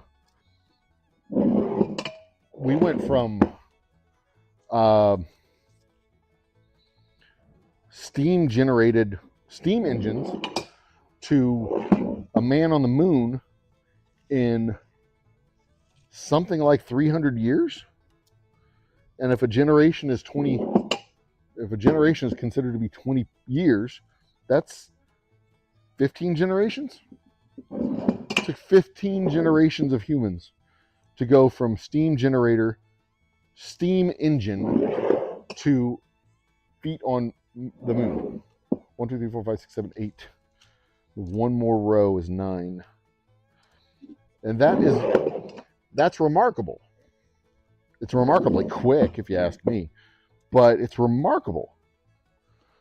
And then just 100 years later, not even 100 years later, we're talking about computing power that eclipses all of the computing power that put someone on the moon.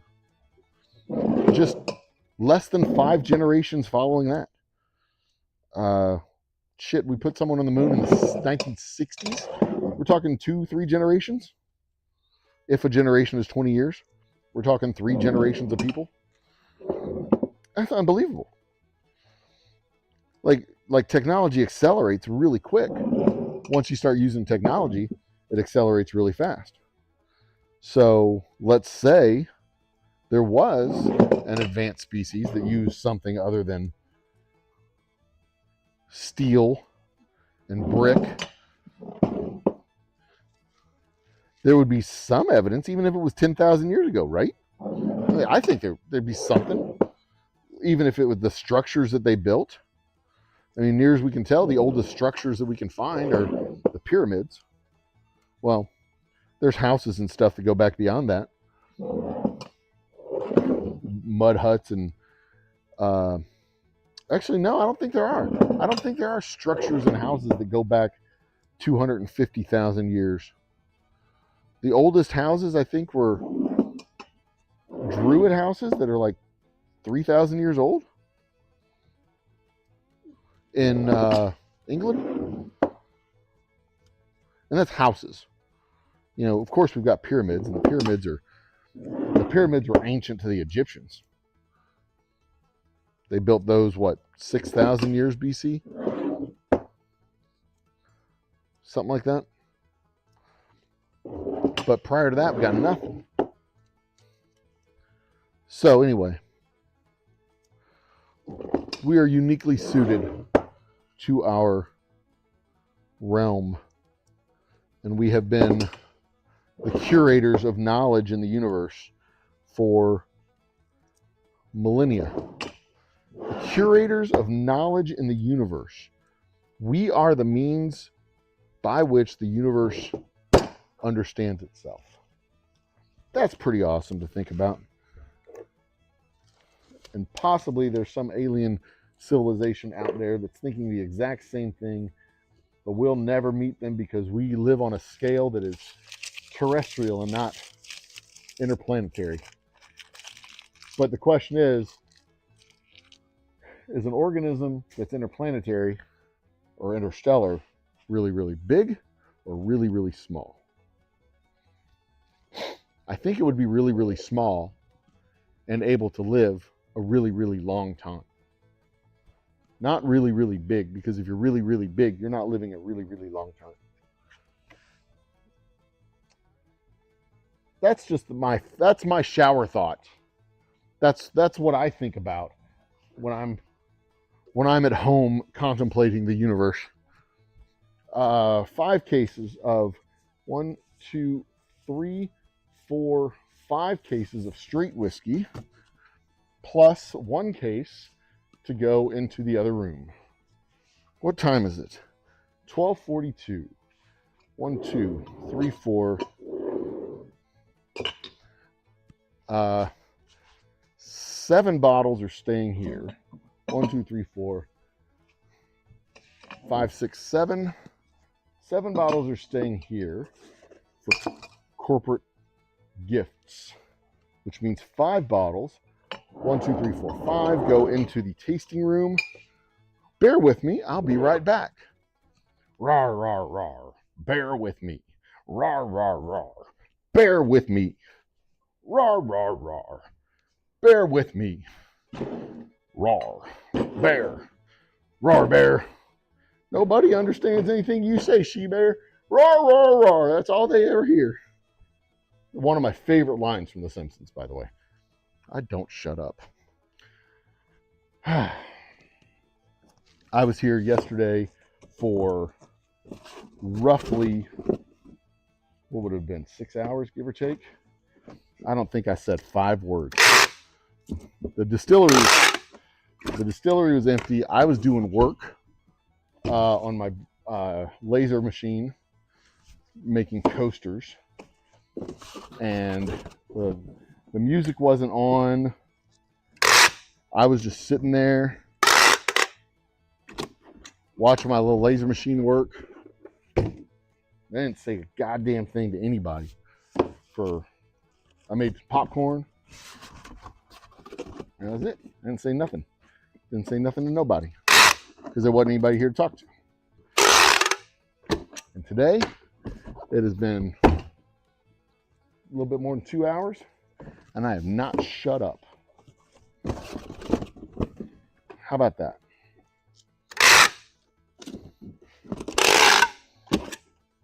It's the life of a live streamer, I guess. Gotta fill the silence with your inane rambling. Like a turkey. There's a trash can over there. I'm not just throwing stuff on the ground. in case you were wondering, you're all looking over here going, he's throwing stuff on the ground. He's filthy. It's not true. I mean, yeah, I am kind of filthy, but all right, my son just got done with his dentist appointment today. Good.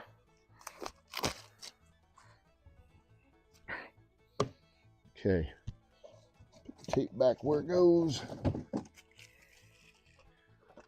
see what that. I'll read that in a minute.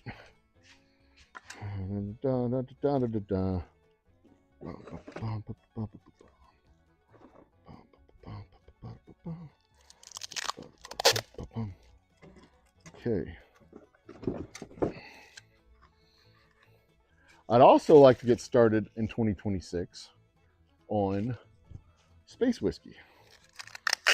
I would like to start the process of developing that project. Actually, you know, do some testing and kind of, I mean, I know what materials I need to get. I'm going to have to get 3, count them, 1, 2, 3 helium balloons in order to do it. And I have to build a rig that will hold the balloons steady to be able to do it. And I'm going to have to, in order to send up a 5-gallon barrel that weighs about pints a pound whirled around. 5 gallons is 20 pints. So it'll be about 25 to 30 pounds going up into the edge of the atmosphere, which is why I need 3 of those balloons, at least 3 of those balloons, because each one of those balloons will easily carry 10 to 15 pounds. But if I'm talking about at least 30 pounds, then I at least need to be able to move, you know what I mean?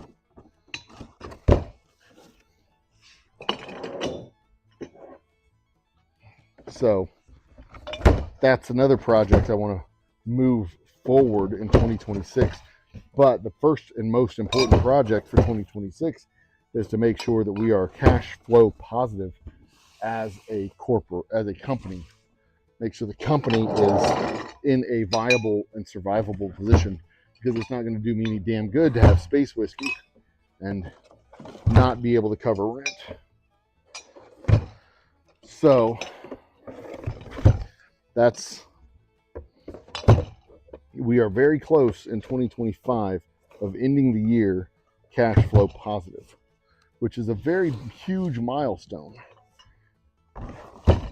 Ending the year cash flow positive in December, not for the year. The year, it was a huge, we made a big investment this year in expanding our network, expanding our retail footprint, expanding our marketing. Big investment this year, which means cash flow negative for the year.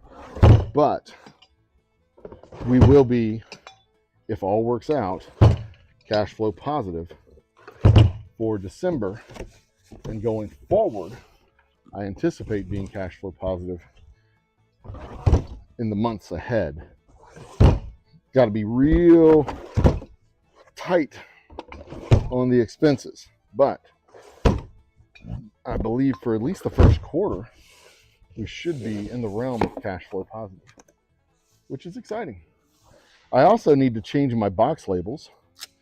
So our box labels, they're clearly marked what the product is on the box labels, but all of the box labels kind of look the same. It has our logo, and then it has the name of the whiskey, and the description of the whiskey. So, you know, if you just grab the box and you don't look at it, you don't read it, you're not going to know that this brand is different than that brand is different than that brand, because the box label itself is the thing that identifies what it is. And the box label is over here on this. Show you on camera. The box label is affixed right here. All of the boxes look like that. The box label itself is different, and it has our logo. And then it says Texas Straight Whiskey, or Special Reserve, or Double Oak Rye. And if you're not paying attention, you grab the wrong box.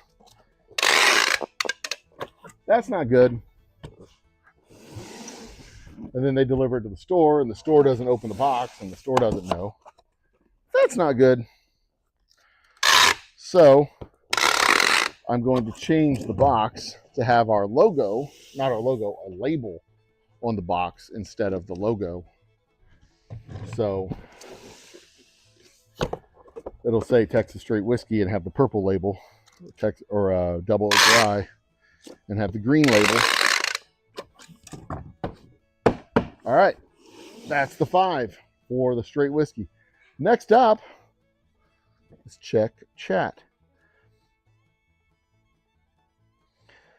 The youth doesn't even notice us.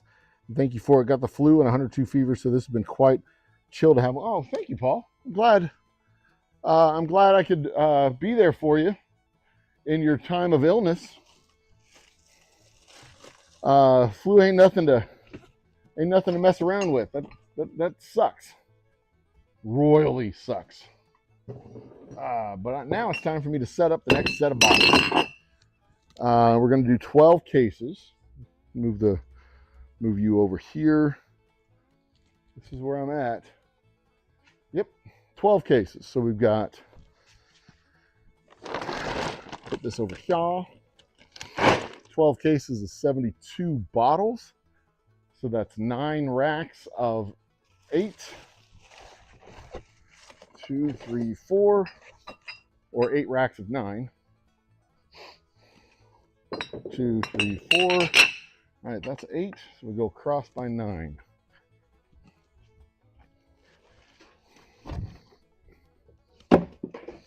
One, 2, 3, 4. There are 135 bottles on each 2, 3, 4 each rack of my pallets here. So each rack lets me do 1, 2, 3, 4, 5, 6, 7. I guess I will do 8 rows of 9. These are my gin bottles. So those will be filled later on today. I've got to order for 2 cases of the gin. 2 cases of the gin that need to go out. And he was going to come pick them up today at noon, but he had a thing. So he's going to come tomorrow and pick them up tomorrow. That's cool. And I'm going to start adding the gin into the regular rotation. Normally I do like 5 cases every couple of days of whiskey. But today I have a special request of a case of the straight whiskey and a case of the special reserve. I'm sorry, a case of the straight whiskey and a case of the rye to go out. 1, 2, 3, 4, 5, 6, 7, 8. This needs to be 9. So should be able to fit another set of bottles there.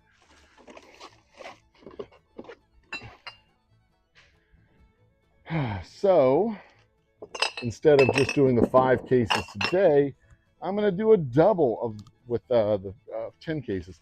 I don't normally do 10 cases in a day, but because I slacked off yesterday and played with my laser burner instead of actual work.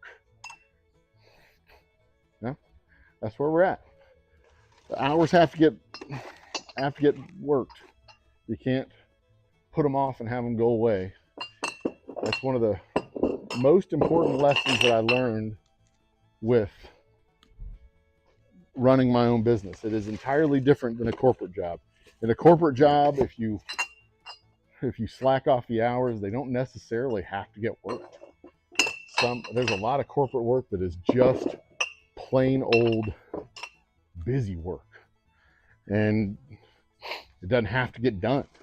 You know, there's 6 hours of work in front of me, and then you just hit the button to approve it. But here in the distillery, if there's 6 hours of work on the production line, that 6 hours of work will wait for you tomorrow. It'll wait for you the next day. It'll wait for you the next day after that. It'll continue to wait for you until you finally do it. And then when you do finally do it, it's not going to be 6, it's going to be 12, because you put it off, and the next 6 hours is now waiting to be done. Unless it's like a delivery. And then this is another thing that just super duper frustrated me. We would have empty shelves, empty store shelves. I'd go and sell a store out, and then the store was sold out, and it would be sold out for 3 months, and I didn't get those 3 months back. That was 3 months of bare ass shelves where we didn't sell whiskey because there wasn't any whiskey to sell, because they didn't have it on their fucking shelves. And you can't just go back and restock it 90 days ago. You have lost 3 months. 1, 2, 3, 4. 1, 2, 3, 4, 5, 6, 7, 8. Okay. And the last 4 go on the machine. And I've got 1, 2, 3, 4, 5, 6, 7, 8, 9, 10, 11 times 1, 2, 3, 4, 5. So I have 55 bottles left on that rack.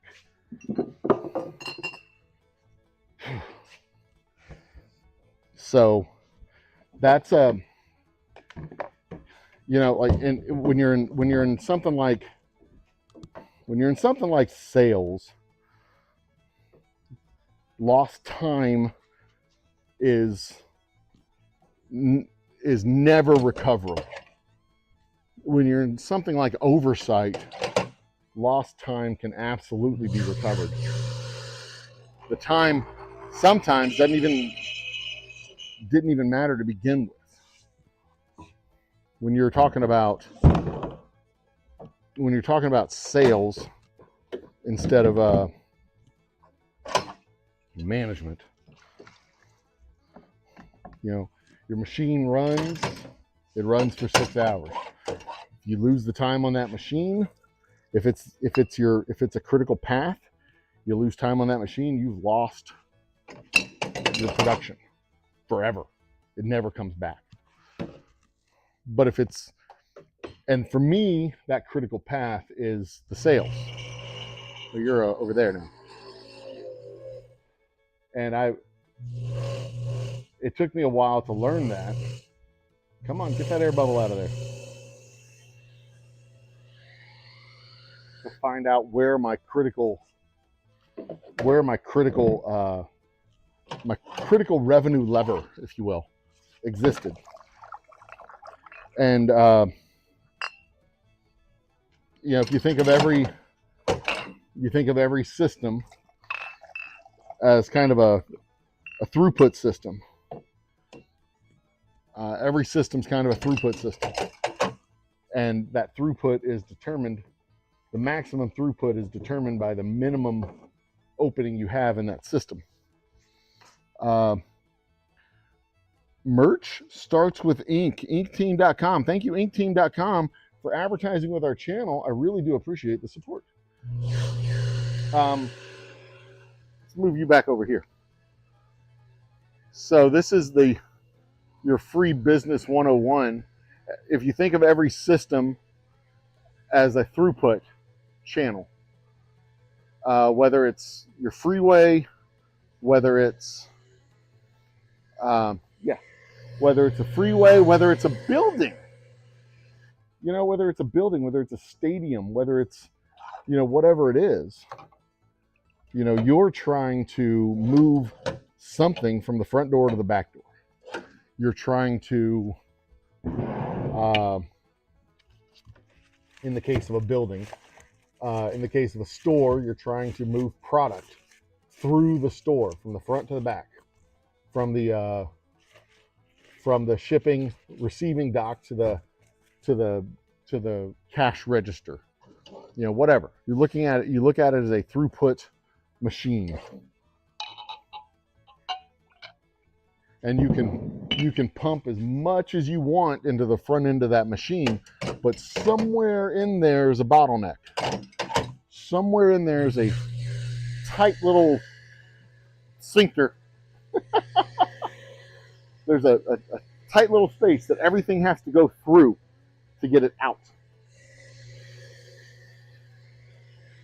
And I have taken my business apart and put it back together virtually 100 times this year to find that one critical part that was too small.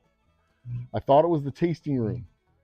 I thought that the tasting room was going to be our critical app that was going to blow the doors off this place, so to speak. If I could get 100 people, 100 transactions a month in the tasting room. Well, that didn't happen. And then I reevaluated everything. I took it all apart and put it back together again. If we could get 100 people come through here, that would move enough product out that it changes the math on how this place operates. That's not how it works. So I had to think about it a different way. And now, instead of 100 transactions in the tasting room, I'm looking at it as 50 cases a month into retail outlets. And I think we reached that in January and February, where we're moving 40 or 50 cases a month into new stores and through existing stores.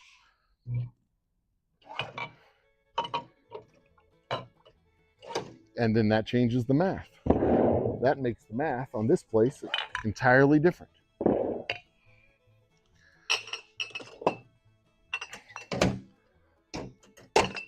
$40 or 50 cases. Right now, we're at about 30 cases. 20 or 30 cases a month. Most months, which is good. That's where we need to be. Well, that's where we need to start from. We need to be a little bit beyond that. But we'll get there. We're getting there. We're going in the right direction.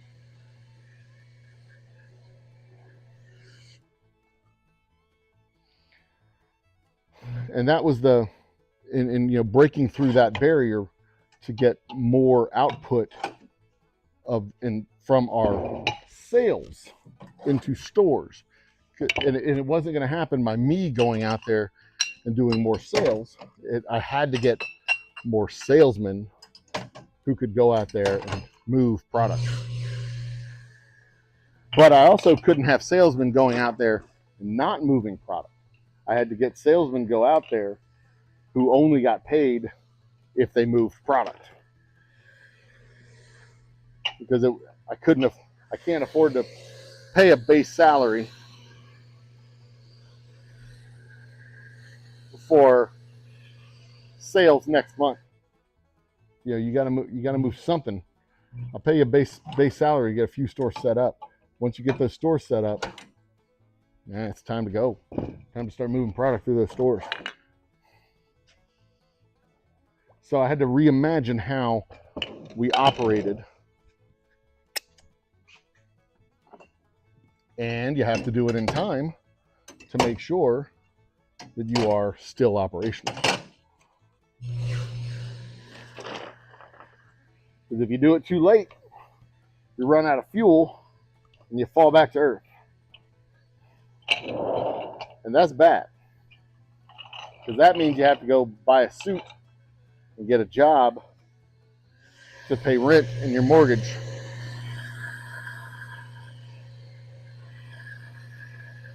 Muscle Shells in the house. Holy shit, that's a name I haven't seen in a while. Holy crap. Cheers, brother.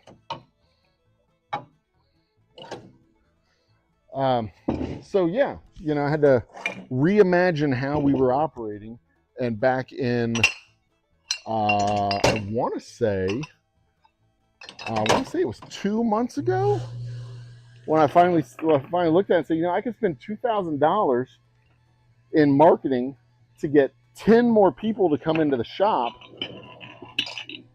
and have 5 more transactions, or I can spend $2,000 and hire a salesman and sell 10 cases.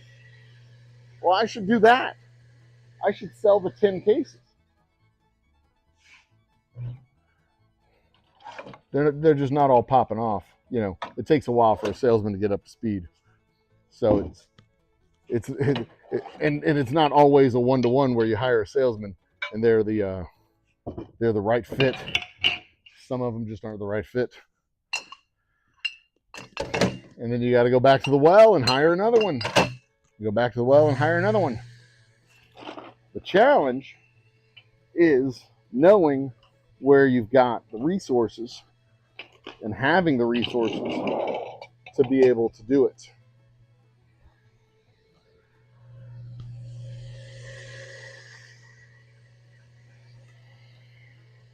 Because they will tell you, when you're rich, you get the opportunity to fail time and time again. When you're middle class, you get the chance to fail once. When you're poor, you don't get the chance to fail. You don't get that opportunity. And we are bordering on, we border on poor all the time. So I really only get one chance to fail. I don't get a chance to fail and try again and fail and try again and fail and try again. I got to fail. If I fail, I got to fail constructively every single time. Learn something every time I fail, and try something different, and try something different, and try something different.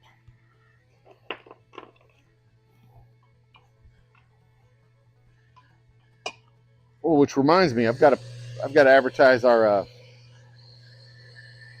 University of Houston watch party, which is next Saturday.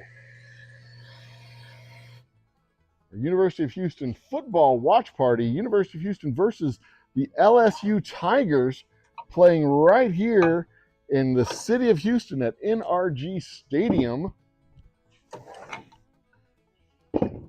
at the Texas Bowl, formerly the GalleryFurniture.com Bowl, formerly, I believe, no, I take that back. It's always been the Texas Bowl. The GalleryFurniture.com presents the Texas Bowl. And I think they may have split the GalleryFurniture.com Bowl from the Texas Bowl 1 year. But I believe it has always been, this game at NRG Stadium has always been the Texas Bowl.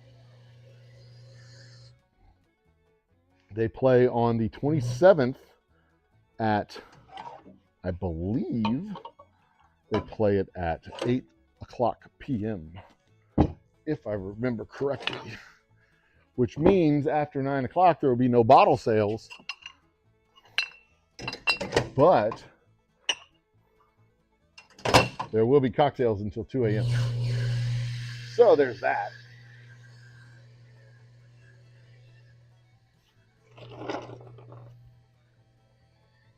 I'm worried about running out of rye before I finish the full 5 cases, but I just need to have the 1 case for now. I've met the order that I need to meet. This is kind of bonus supply. Having these extra 10 cases is basically having extra stock for the end of the month for my next order. I'm trying to get ahead of the next order so that when the order does come in, I'm not just going to be scrambling around, working all night long to try and fill the bottles and finish everything. And I believe I've got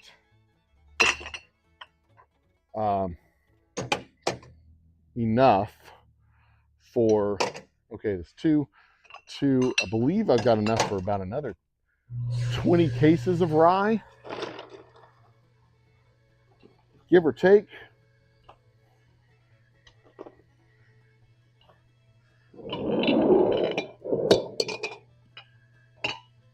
Give or take. And I've got 1, 2, 3, 4, 5, 20 plus 12 more, 32 bottles to go here.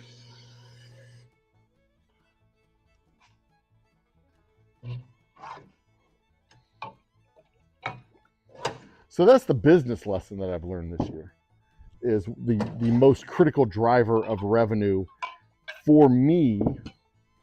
And it's a lesson that I knew that I had known. And I tried to change course this year because I was looking at the math. And we opened up the tasting room, and the math says for every bottle we sell at the tasting room, that's the equivalent of 2 bottles in the retail world. And I don't want to neglect the tasting room. I want people to come to the tasting room. But we're not in a high traffic area. We're a block off of 1960. I'm not allowed to have a sign on 1960 right now. I'm going to renegade a sign out there next month, the beginning of the year, by putting one up along the highway.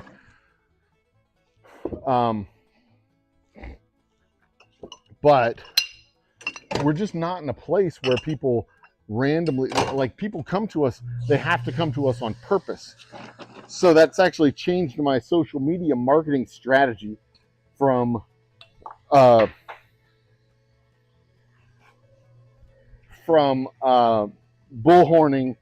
to all of the city of Houston to simply having a 2-tier strategy with our Facebook marketing. The one part is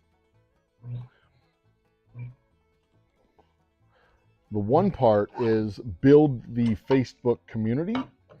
So I had been at like 6,800, I believe, in Facebook, plus another 2,000 or so on Instagram. And all of the Facebook marketing I did this year, I have added like 30 Facebook followers on the page, if that.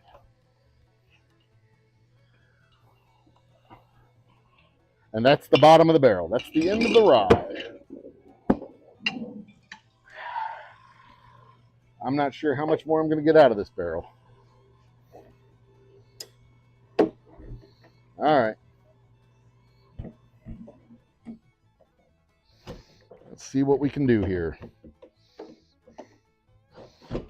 Lift this up. When it does that, I usually get about one more run of bottles. So I may get 4 more bottles out of this. Might get 4 more bottles.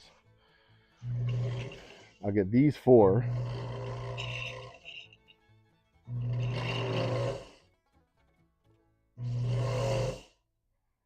Try to get the bubbles out as much as possible.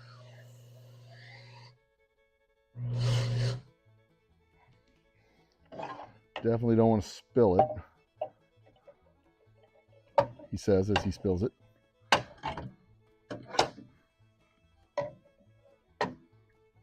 Level them off. One more shot. There we go. Let's go in there.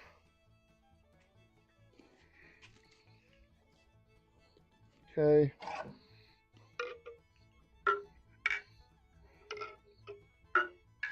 That's good. Well, I'll get 64 bottles out of it. Just under, or just over 5 cases. I'll be happy with 67, but I don't think I'm going to get that many.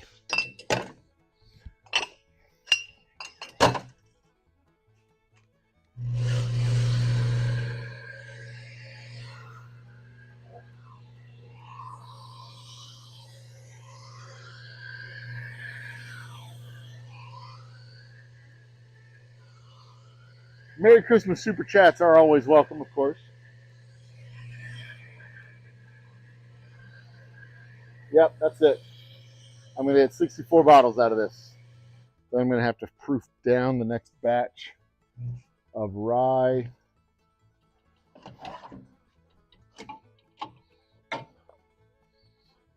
To proof the next batch of rye in order to get any more out of this. I'm going to have to order more rye. Fuck me.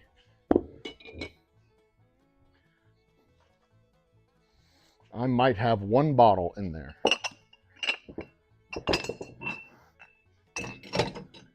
Might have one. So let's see what I can get.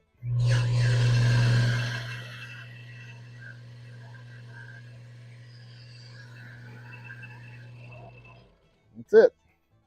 That might make a whole bottle of whiskey. Let's see what I can do. This one, of course, is going to go into my office.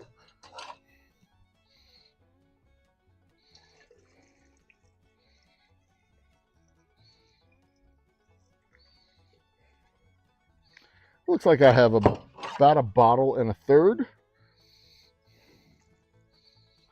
out of all this. It's a little bit less than. So this is probably it's probably, I don't know, a little bit more than a third, or a little bit less than a third was in each of those bottles. So maybe a fifth. So it took 4 bottles to make one, and I probably have a fifth of a bottle left over. So these go back. These go back.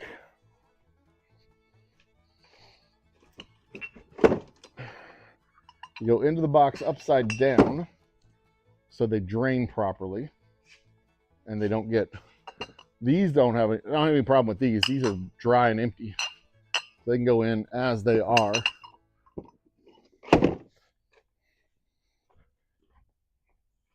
That one goes to my office or the tasting room, one or the other. So we've got 65. Let me look and see what we got over here. Nothing is going to make it into the tasting room. We will pull from the tasting room. Nope, we won't. Okay, so I've got 4 cases ready to go. I need to proof down the next batch of rye. All right. I need to proof down the next batch of rye to 90 proof. Piece of cake. I'm going to drain that into there. Let it go. Oh, Paul. 6-7 indeed. All right. 1, 2, 3, 4. That is 64 bottles. That is 65 bottles. All right. These can go over here. On to the next phase. What's the next phase, boys and girls? Sealing the corks. That's right, kids. Let's seal the corks. And you know what that means? We bring out the Old Humble seal. Fucking stupid. Okay. So where are we at? Give me a topic to talk about. I have about an hour's worth of work left to do. Give me a topic. And let me see if I can monologue on the topic. Otherwise, I'm going to talk about that fucking moron we have in office and his nonsensical address to the nation that we had last night. And I'd rather not talk about that because there are better things to talk about. I don't want to expend any of my emotional energy talking about him. It's getting warm in here.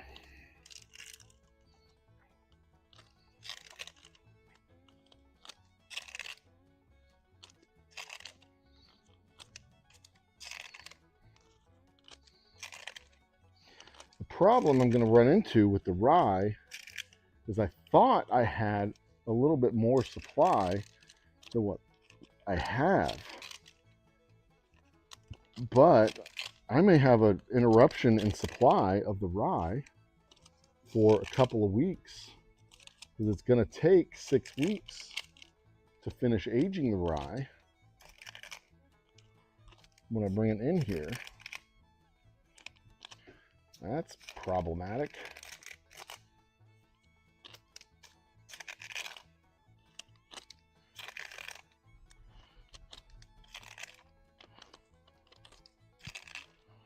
That's very problematic.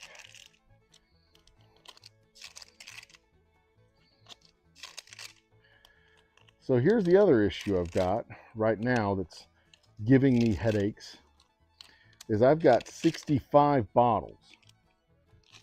That is not a number that easily rounds off.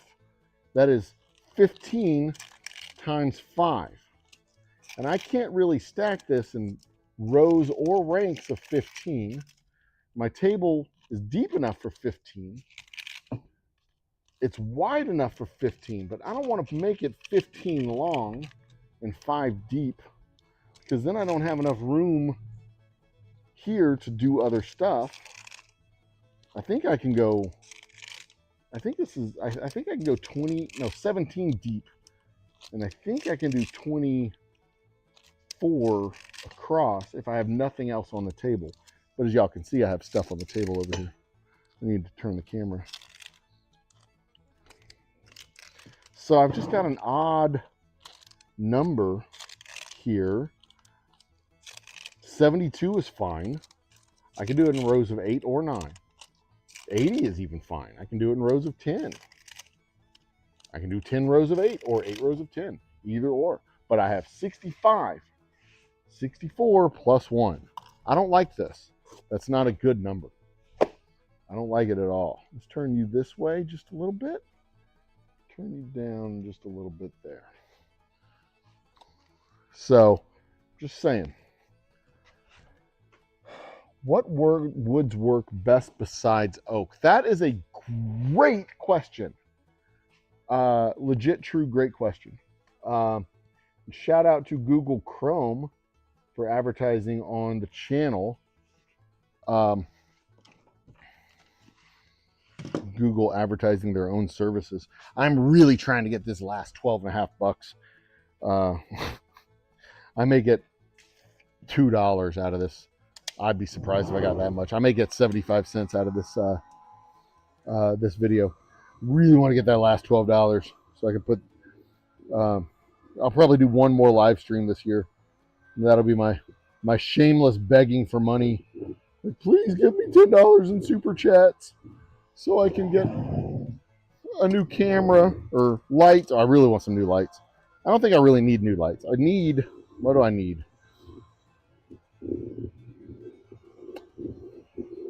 I would probably put that $100 back into promoting the channel. I'd make a new video, 2 new videos, and promote one of those 2 videos for a month or 2 weeks for the $100 cap. That's probably what I'd do to kind of grow the market base a little bit further, push it towards 6,000. I really, I know this is vain, but I really want one of those. Play buttons. I really want a play button, but I don't want to spend $1,000 to grow the channel to get a play button, just to get a play button. You know, like the channel has to, like I want to make some videos and have them, you know, be good quality videos. Maybe I'll spend the $100 on an editor. Not an editing suite, because I don't have time to edit the stuff myself.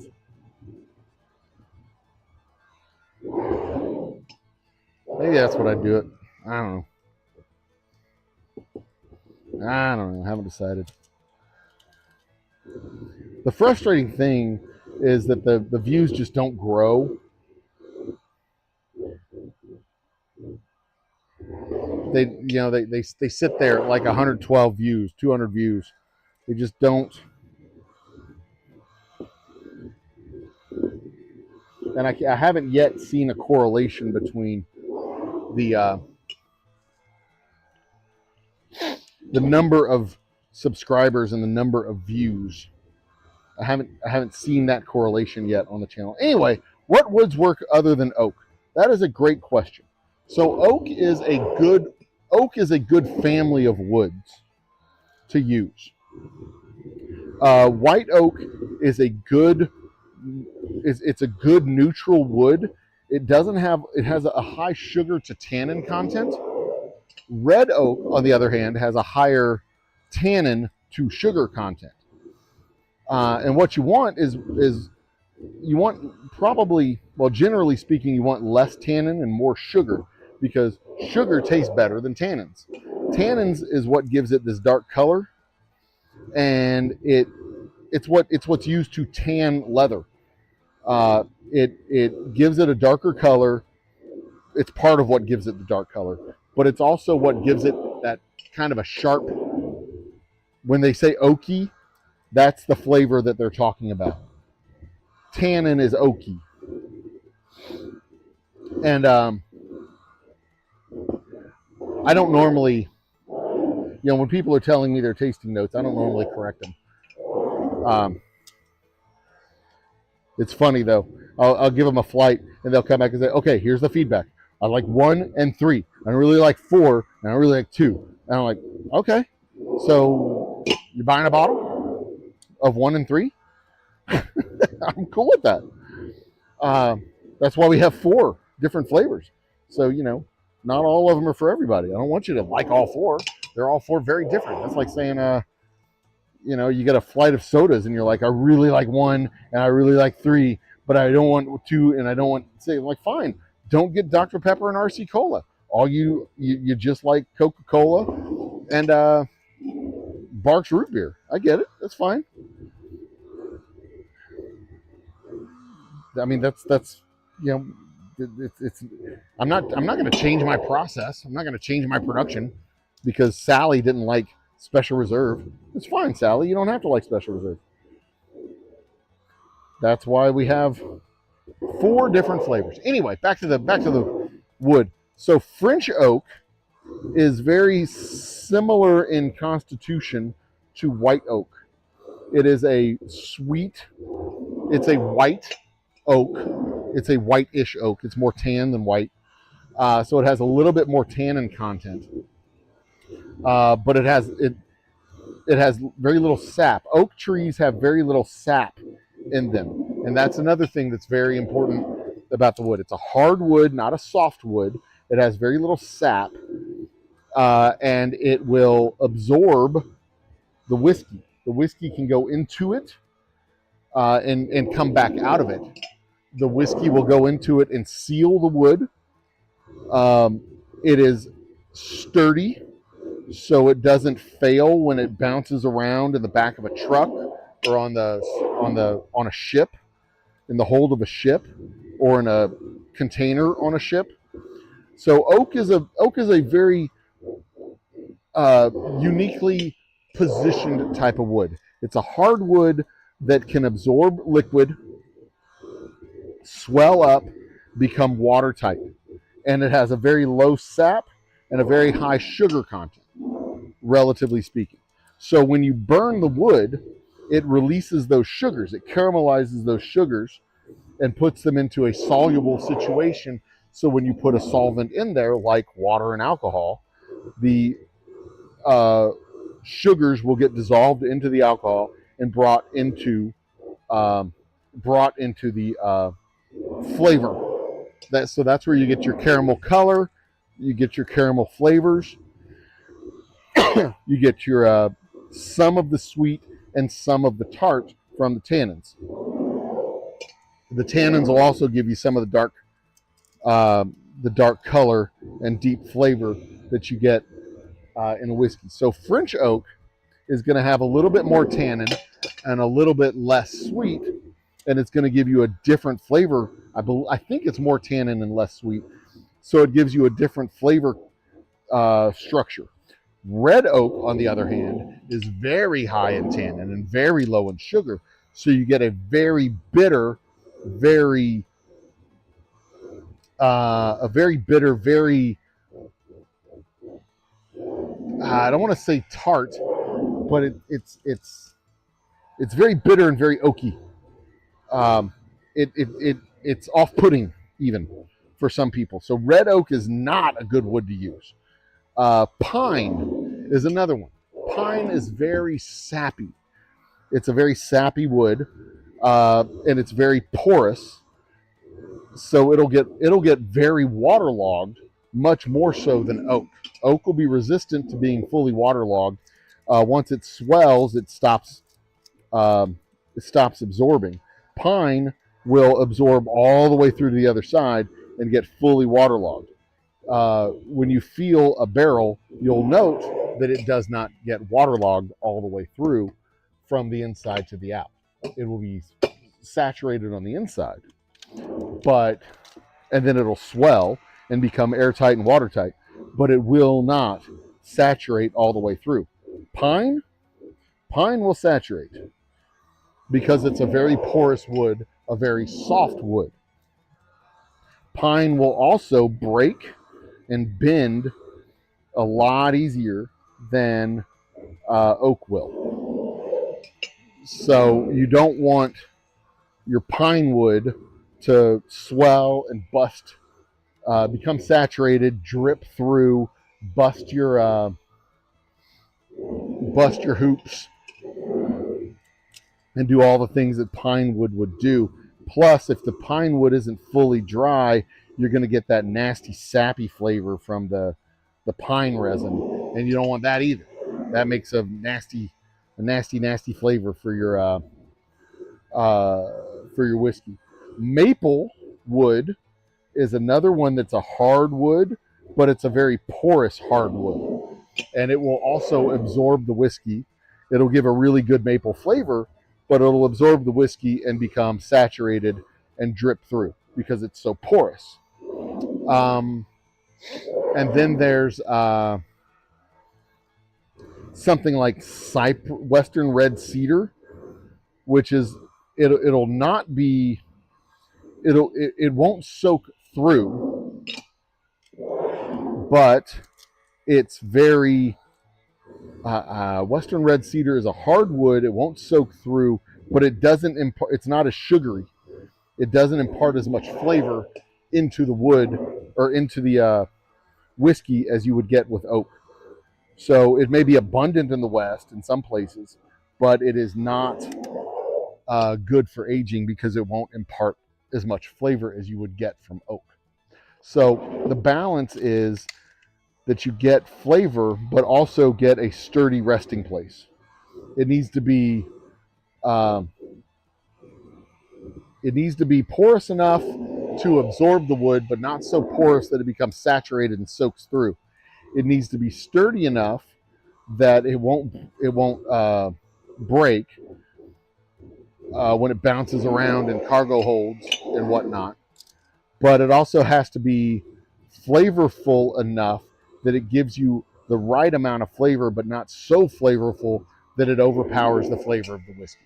And you want it to be able to balance well with the flavors that you have. So like I said, with that red oak, it's going to be full of the tannins and full of those extra proteins. That's going to completely overpower the flavor of the whiskey, and then you're just going to be tasting the inside of the wood. American bourbons have to be aged in white oak barrels, but you can have American bourbon finished in French oak barrels. You can't call it bourbon anymore. You can call it bourbon finished in red or in French oak, but you can't call it American bourbon, not by itself. What the hell is this? Meet single women online. Justlovebirds.me. All right. Thanks for advertising on the station, Justlovebirds.me. I'm taken, but I'm sure some of my audience is not. We appreciate the support.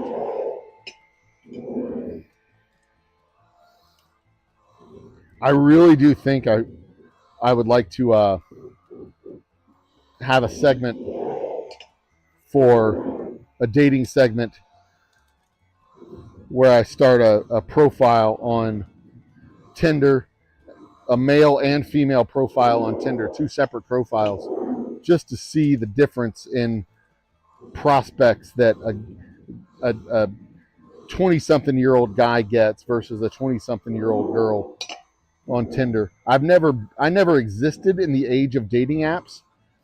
Right shortly after we got married, or right before we got married, Match.com was a thing.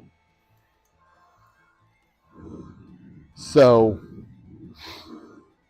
I was already taken when Match.com came out. Some friends of mine did, in fact, meet on Match.com. I need to quit yelling. I'm so sorry. Friends of mine did meet on Match.com, and they got married. And they are testaments to the quality of the algorithm, blah, blah, blah. I don't know if Match.com still works that way or if it's just become a hookup site like all the other dating sites. But I had this conversation with probably Dustin, I think it was, a couple of weeks back, that like chicks don't need guys anymore. They don't need you to be the breadwinner. They don't need you to be their protector. They don't need you to to do anything. They can get their own job. They can raise their own kid. They can do all the stuff. I mean, it makes it easier, obviously, if you're a two-person household. Oh, hello. This comment was held for review. You can't say you were taken on stream. You need to cash in on the female. Console right line says, I can't say that I'm taken on screen. I have introduced Mrs. Old Humble Guy. Welcome to the show, by the way. Good to see you. I have introduced Mrs. Old Humble Guy several times on the stream. She's been on streams with me, and I don't think I'm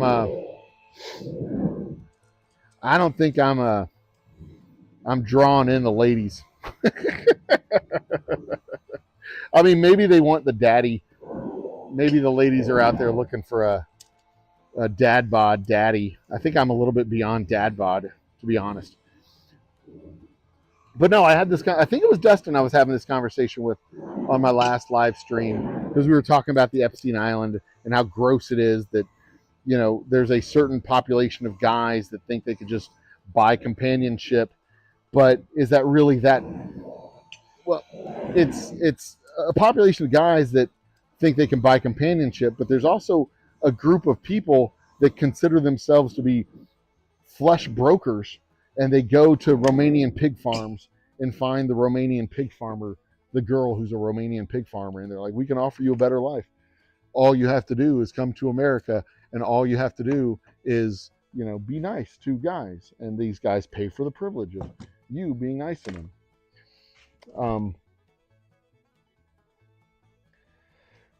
And they go in with this colonial mentality that they're giving these girls a better life, but it's still this power dynamic where they lose their autonomy and they lose their freedom.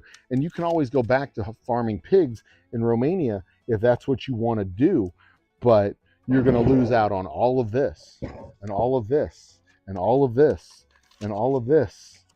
And there's this subculture here that's for rich people. They go to these places where women have been picked up and brought to you, and you pay for the privilege of not having to go hunt, because it's a canned hunt, so to speak, a canned safari.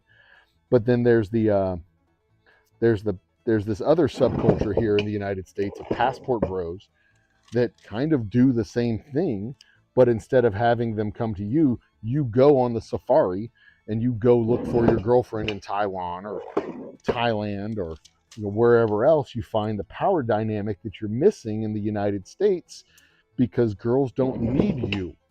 They can make their own money. They can They can buy their own sperm. They don't need you to be your protector, to be their protector. They want you to be a decent person. So all you're left with, after the stomping around and I'll shoot anybody who tries to steal my truck, and I've got my guns and I'll protect you and your family and me and my family, and I will be the last line of defense between blah blah blah. Like, nobody cares, dude. 1, 2, 3, 4, 5, 6, 7, 8. Like, all you're left with is your sparkling personality, and if you ain't got that, then you ain't got shit, because she don't care. And yeah, 6'5", trust fund, blue eyes, whatever. You also want a skinny waist, double D's, perfect face. So, don't lie. We all have our standards, and we all compromise our standards when we are dating and going for the opposite sex.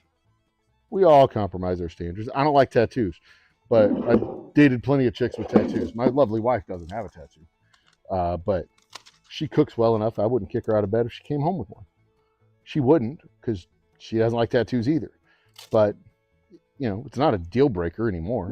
Hell, it would have even been a deal breaker if we'd have been dating. Because her personality is not her tattoos. Her personality is what it is. And it's a lovely personality. Of course, I didn't see her personality the first time we met. I saw that tight little ass walking away from me. And I was like, I want that. Dibs. I didn't actually call dibs, but a friend of mine did call dibs. We were at a student organization meeting, and this new student came and visited the organization, and Ed leaned over to me and Ryan, and he said, dibs. And Ryan's like, you can't call dibs on a person. Ed's like, dibs. I got dibs. Y'all can date. I want to try first. Y'all can date her after. And they ended up getting married. Ed called dibs, and it worked. He ended up marrying that girl. How about that? Maybe those guys get AI girlfriends in 10 years. Not sure if that would be an improvement. Well, I mean, the thing was, what it boiled down to was the phrase power dynamic. They wanted that, passport bro subculture. I find it to be kind of creepy and off-putting. I'm not gonna lie. I mean, more power to them. If that's how they want to spend their money, fine, do it. I don't care. If you want to go to Bangkok and find you a little girl and bring her home and have her be a little wifey, cool. It's a tale as old as time. Man goes overseas, brings home a wife. You can say it's not colonialism, but it is. It is. Let's call it for what it is, right? But at the same time, there's nothing wrong with it as long as they're coming of their own free will, as long as you're not going to an agency where you say, I'm looking for my perfect match, and they trot out the girls, and you say, I'll take that one, let me get to know her. I mean, there are dating agencies that are like that are online apps, mail order brides and whatnot. As long as it's not human trafficking. But there are also some of those agencies that are absolutely human trafficking. And I find that to be off-putting and disturbing in so many different ways. I mean, they do that with not just wives, they do it with orphans. You got to be very careful when you adopt a child from overseas, especially in Eastern Europe.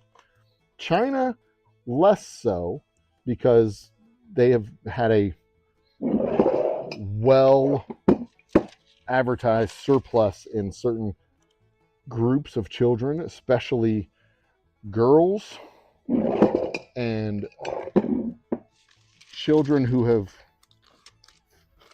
cleft palates and other physical deformities. correctable physical deformities, but nonetheless, they're not the prototypical perfect child.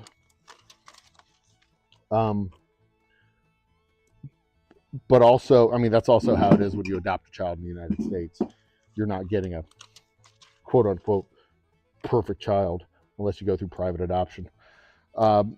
Regardless, you got to be careful when you go through these agencies, because some of these agencies are absolutely 100% involved in human trafficking, and especially in East Europe.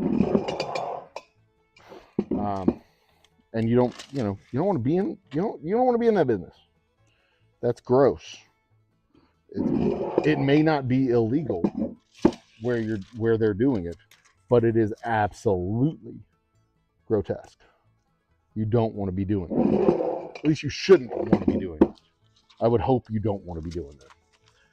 And if it's a nice and happy organic thing where you go to Thailand and you're at a resort, or the hotel bar or whatever, and you start talking to this girl and she speaks perfect English, and you say, hey, I came here to find someone I came here to see the sights. Would you like to show me around? I'm happy to pay for your services, for your sightseeing services for 1 or 2 days. And she's like, yeah, sure. And you buy her time. You gotta make sure she's not a whore, because that could absolutely be the selling point. Yeah, I'll show you the sights. Here are the sights. They're in the bedroom. But if it's not illegal, whatever. Artipope baby carrier. Ironic that that's the advertisement that we have. Artipope baby carrier. After you get married, you have the dibs. No, I mean, Ed called dibs. We honored his dibs as well. I was just a few months away from dating my future wife. Ryan, if I'm not mistaken, was single. So I think we were all single at the time. And we honored the dibs. He called dibs. And I think everybody, I would not be telling lies if I said that everybody who met her understood that she was, I think they would all agree that she was absolutely gorgeous. She was a good looking redhead. I think she probably still is a good looking redhead, but I don't know. I haven't seen her in years. So Ed got a good one. We all got good ones. I think Ryan is married as well. He lives in California. But we've all kind of lost touch since college. It's been 30 years. I think it's been 30 years. When I graduate college. 98, I believe. So yeah, almost 30 years, 27 years. Wow. My, how time flies.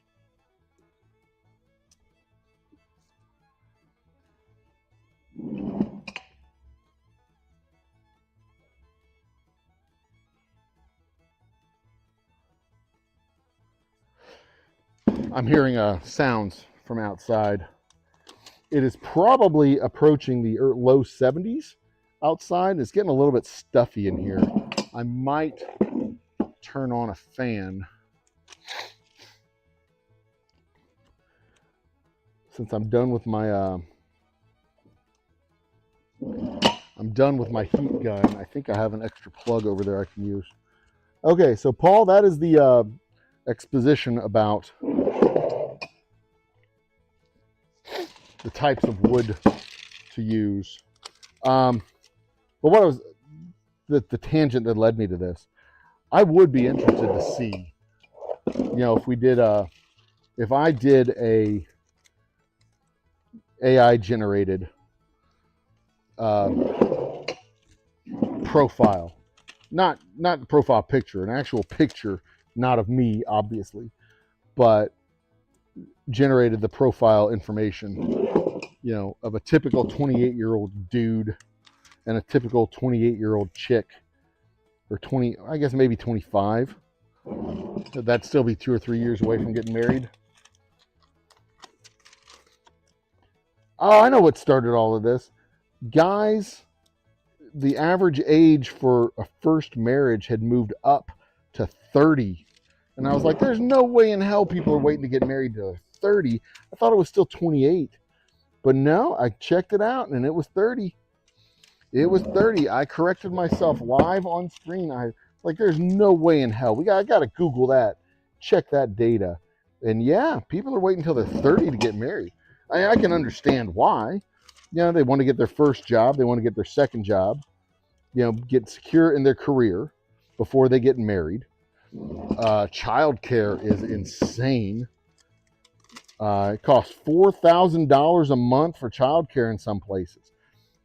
We paid, I think we were paying $500 a week for our kid, and that was just for after school, for kindergarten, after school kindergarten care. It was $750 for the whole day for preschool.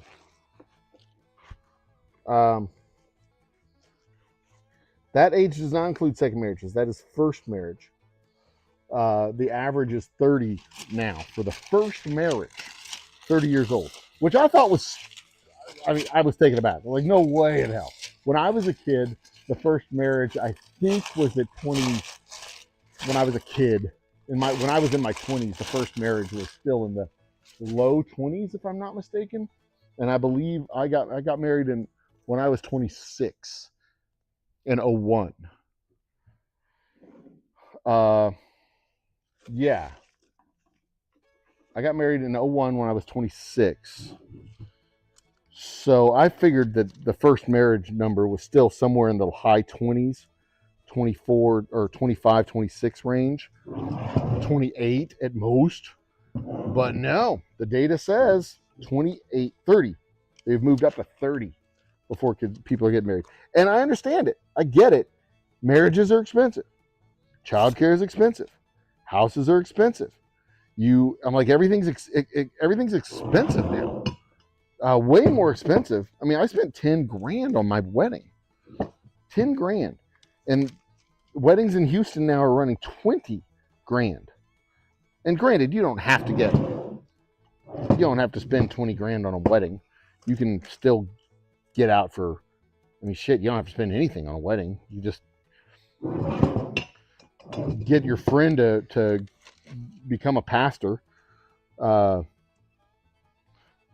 get the certificate online, become an internet pastor. I can marry you, for crying out loud. I'm an internet pastor. The Reverend Shepherd. Or Shepherd Reverend. Shepherd. I can't remember what my ministerial name is. I think it's the Reverend Shepherd Joseph. Anyway, doesn't matter. But I understand it. Everything's fucking expensive. And then after a while, you've got your own apartment, you've got your own house, you've got your own life, and it's like, I got to find somebody who'll fit into all this. And you get to a point in your life where you like, this is who I am. I'm not changing what I do. I'm not changing my, it's hard to get somebody to live with you when you've been living by yourself for 10 years. And then if you're dating and you move in with each other, it's like, why are we going to bother to get married? We're already living with each other. You get the tax benefit? Okay. I mean, I understand it. I get it. I don't know if I like it, but I get it.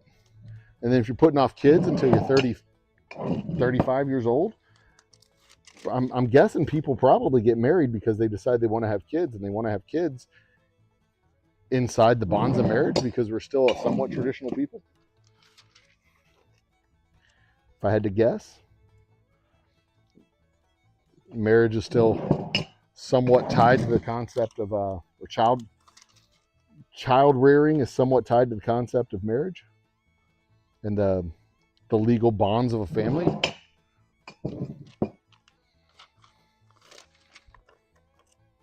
I'm sure there's scores of reasons, and I would love to see the studies.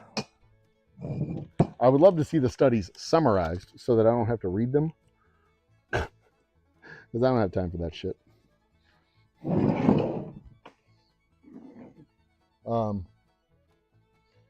Expensive because wages are suppressed. That is not incorrect at all, Paul. You are touching on something very important right there. Cheers, sunflowers. Welcome to the party. And I would make the argument that wages are suppressed because taxes are low, especially on the high end. Corporate and the upper end of corporate and personal taxes are very low, historically speaking, and that encourages corporations to lower to hold wages low, because if you lower the wages, it frees cash flow, and freeing cash flow goes back to shareholders. Free cash flow goes back to shareholders through buying stocks and dividends, stock buybacks and dividends.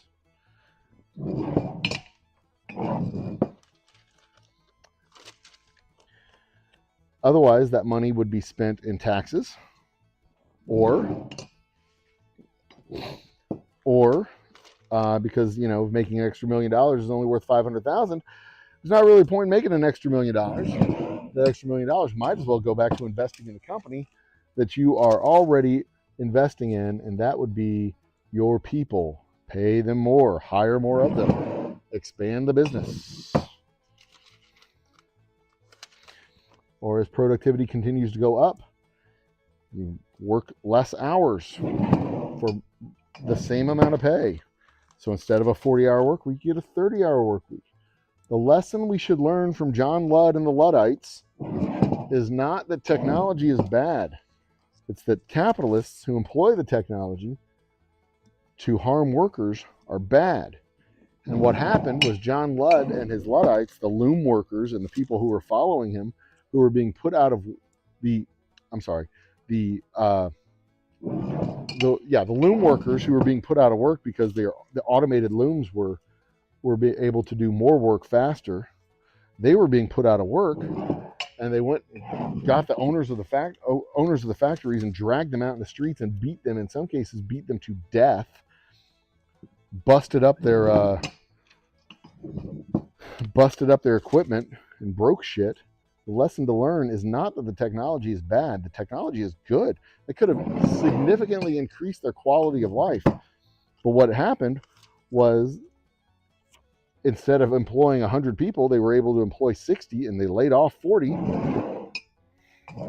So the 40 laid off people dragged the capitalists out of their home and beat the piss out of them. So what could have happened was they could have continued to employ all 100 of those people and given them a little bit less time, and they could have had a little bit more leisure time on their hands to live their life and see their family and exist as humans. But what happened instead was the capitalists decided to employ the equipment and harm the workers, so the workers dragged them out in the street and beat the piss out of them. So the lesson to be learned from John Ludd and the Luddites is, don't fuck with the workers or you get dragged out of your house and get the piss beat out of you, as you deserve. Not that technology is bad, because technology should make us more productive. If you have a robot that can do 100 welds in an hour and a person who can only do 30 welds in an hour, well, you should employ the robot and redeploy the person, not get rid of the person. The person still needs to eat. The robot does not.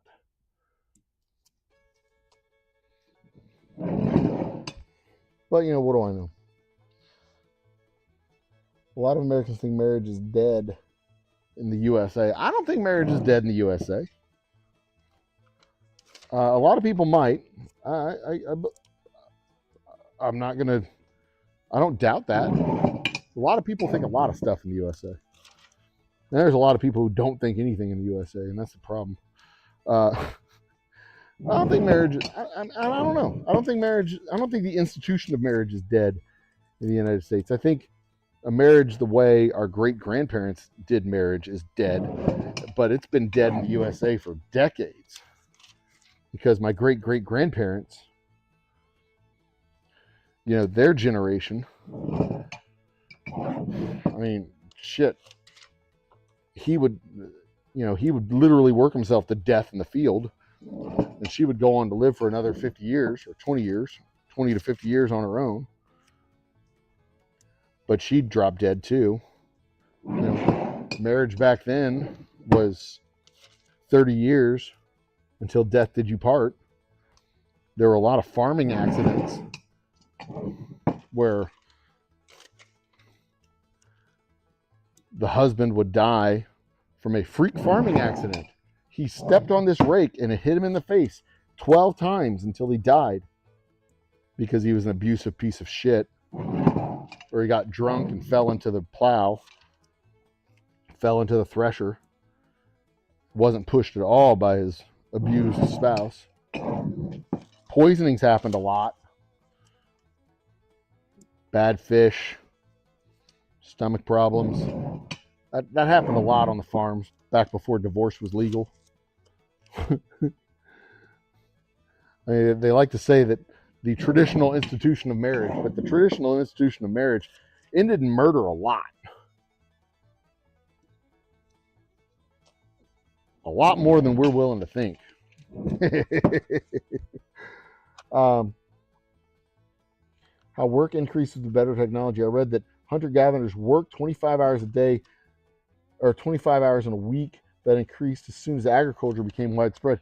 Oh, that's an interesting concept there. Just the concept of time and the amount that we would work. I read a book called Time Management for Mortals. Something like, I think it's called 40,000 Hours, Time Management or 4,000 Weeks. And it's basically the concept is you have 4,000 weeks in your life. 52 weeks a year, or is it 40,000 weeks? 52 weeks a year, 80 for 80 years is like 40,000. Yeah, 40,000 weeks, something like that. Anyway, before, like, we didn't evolve with the concept of hours. How many hours were in a day were irrelevant. How many months in a year were mostly irrelevant to us. We just knew that when it got cold, it came time to harvest. Before we lost the crop, when it got warm, it came time to plant. We didn't want to plant before it stopped being cold. The concept of hours in a day didn't really matter until we had to start buying and selling labor. And even then, labor was counted by the day, not necessarily the hour, unless it was a very specific circumstance when they would count it by the hour. And this idea that an hour had to be standardized didn't really matter until we were able to travel fast enough that we could get from one city to another inside the span of a day. 1, 2, 3, 4. 3, because every city had their own, basically their own time scale. And if you were moving from one city to another within a day, then it would matter. 1, 2, 3, 4, 5, 6, 7, 8, 9, 10, 11, 12. 9, 10, 11, 12. That. 9, 10, 11, 12. 9, 10, 11, 12. 11, 12. So I've got 4 cases here, and I am short by 2 bottles. I've got 4 cases plus 10. I am short by 2 bottles. 2 stinking bottles to have a full 5-case coterie.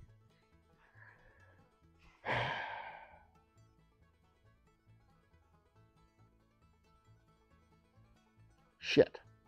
All right, so these go into the tasting room. And I will proof the rest of the whiskey tomorrow in order to set up, have my order finished. I need to, and I'll proof down the rest of my rye. I should have another 20 cases of rye available. 1, 2, 3, 4, which should be enough to get me through January. 2, 3, 4, but means I'm going to have to get some rye, which means I'm going to have to get some fundage to get this done. I don't know where the hell that's coming from yet. God damn it. This is where the old humble guy starts to lose sleep. The fuck is that? Get out of here.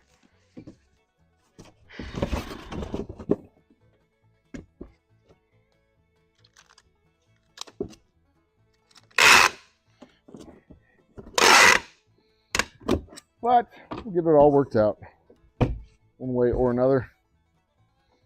Gonna find you. Gonna get you one way. Maybe next week. Gonna find you. Lose you. I bet that sounds awful. I apologize. That's like right next to the microphone here while I'm running that tape. My apologies. I didn't even think about that. But not much I can do about it. So, tough shit, I guess. All right. So the last step of this process is to actually print the labels for the boxes. But that means I have to I have to regenerate these labels because I have to change them slightly so that they don't all look identical to each other. So that's going to have to be offline when I do my other stuff in my office today. But the production end of our day is mostly complete.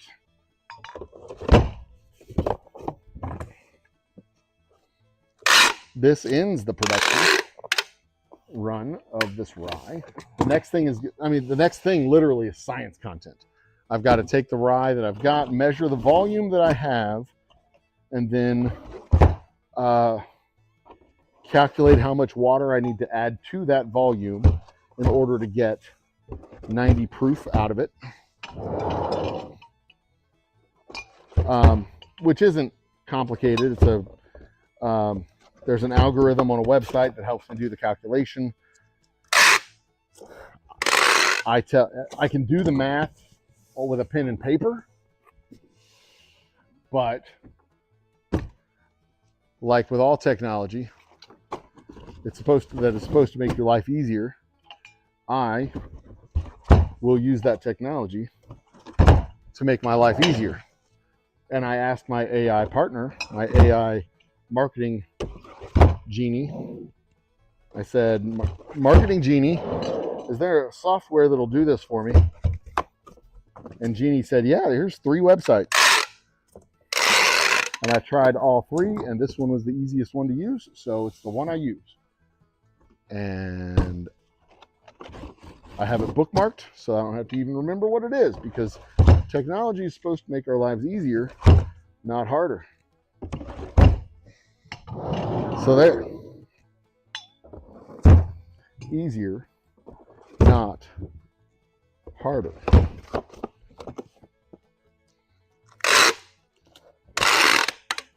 All right. That's that. These will go into the tasting room.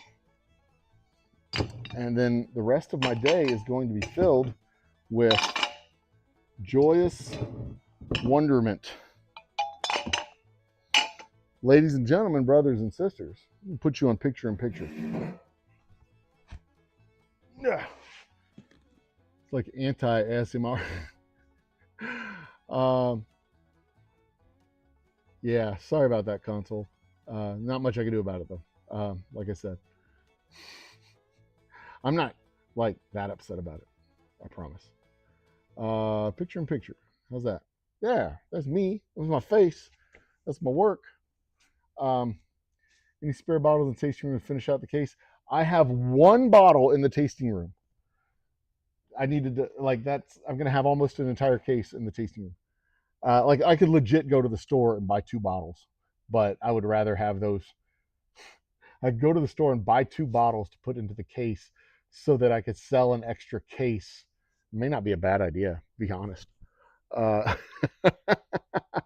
if I could find a store that only had 2 bottles on the shelf so that I could buy those 2 bottles and sell a case by buying those two bottles, because the 2 bottles would cost me $60 and the case would be uh, a case would be 210 if I'm not mistaken. So I mean it'd be worth it. Um, it'd be kind of worth it. But regardless, I'm not going to do that. I'm just gonna. I've got more inventory here. I'll make that. I'll make that happen here. So anyway, it is 2:11. This is about 3 hours into the stream. It is time for me to wrap this up, guys. Go visit our website, oldhumblедistilling.com. Don't forget to hit subscribe, hit the bell, do all the things that YouTubers tell you to do. But for real, go to oldhumblедistilling.com, order a couple bottles, have them delivered to your house. Uh, you know, don't take my word for it. Try it yourself. It's delicious whiskey, and I put my heart and soul into it, and I hope you like it. Be cool to each other. Keep your eyes open for my 5,000 subscriber special, 5,000 follower special, whatever you call it. I think they're subscribers on YouTube. My 5,000 subscriber special, that'll be probably next week. Fingers crossed. I know next week is Christmas, so maybe next week. It might be the week after, leading into New Year's. But thank you guys for watching along. Thank you guys for following along. Thank you guys for all your support. I really do truly, truly appreciate it. Y'all have yourselves a wonderful Christmas. If I don't see you before then, hopefully I will. And a Happy New Year. And drink better whiskey because life's too short for factory whiskey. Cheers. Good night.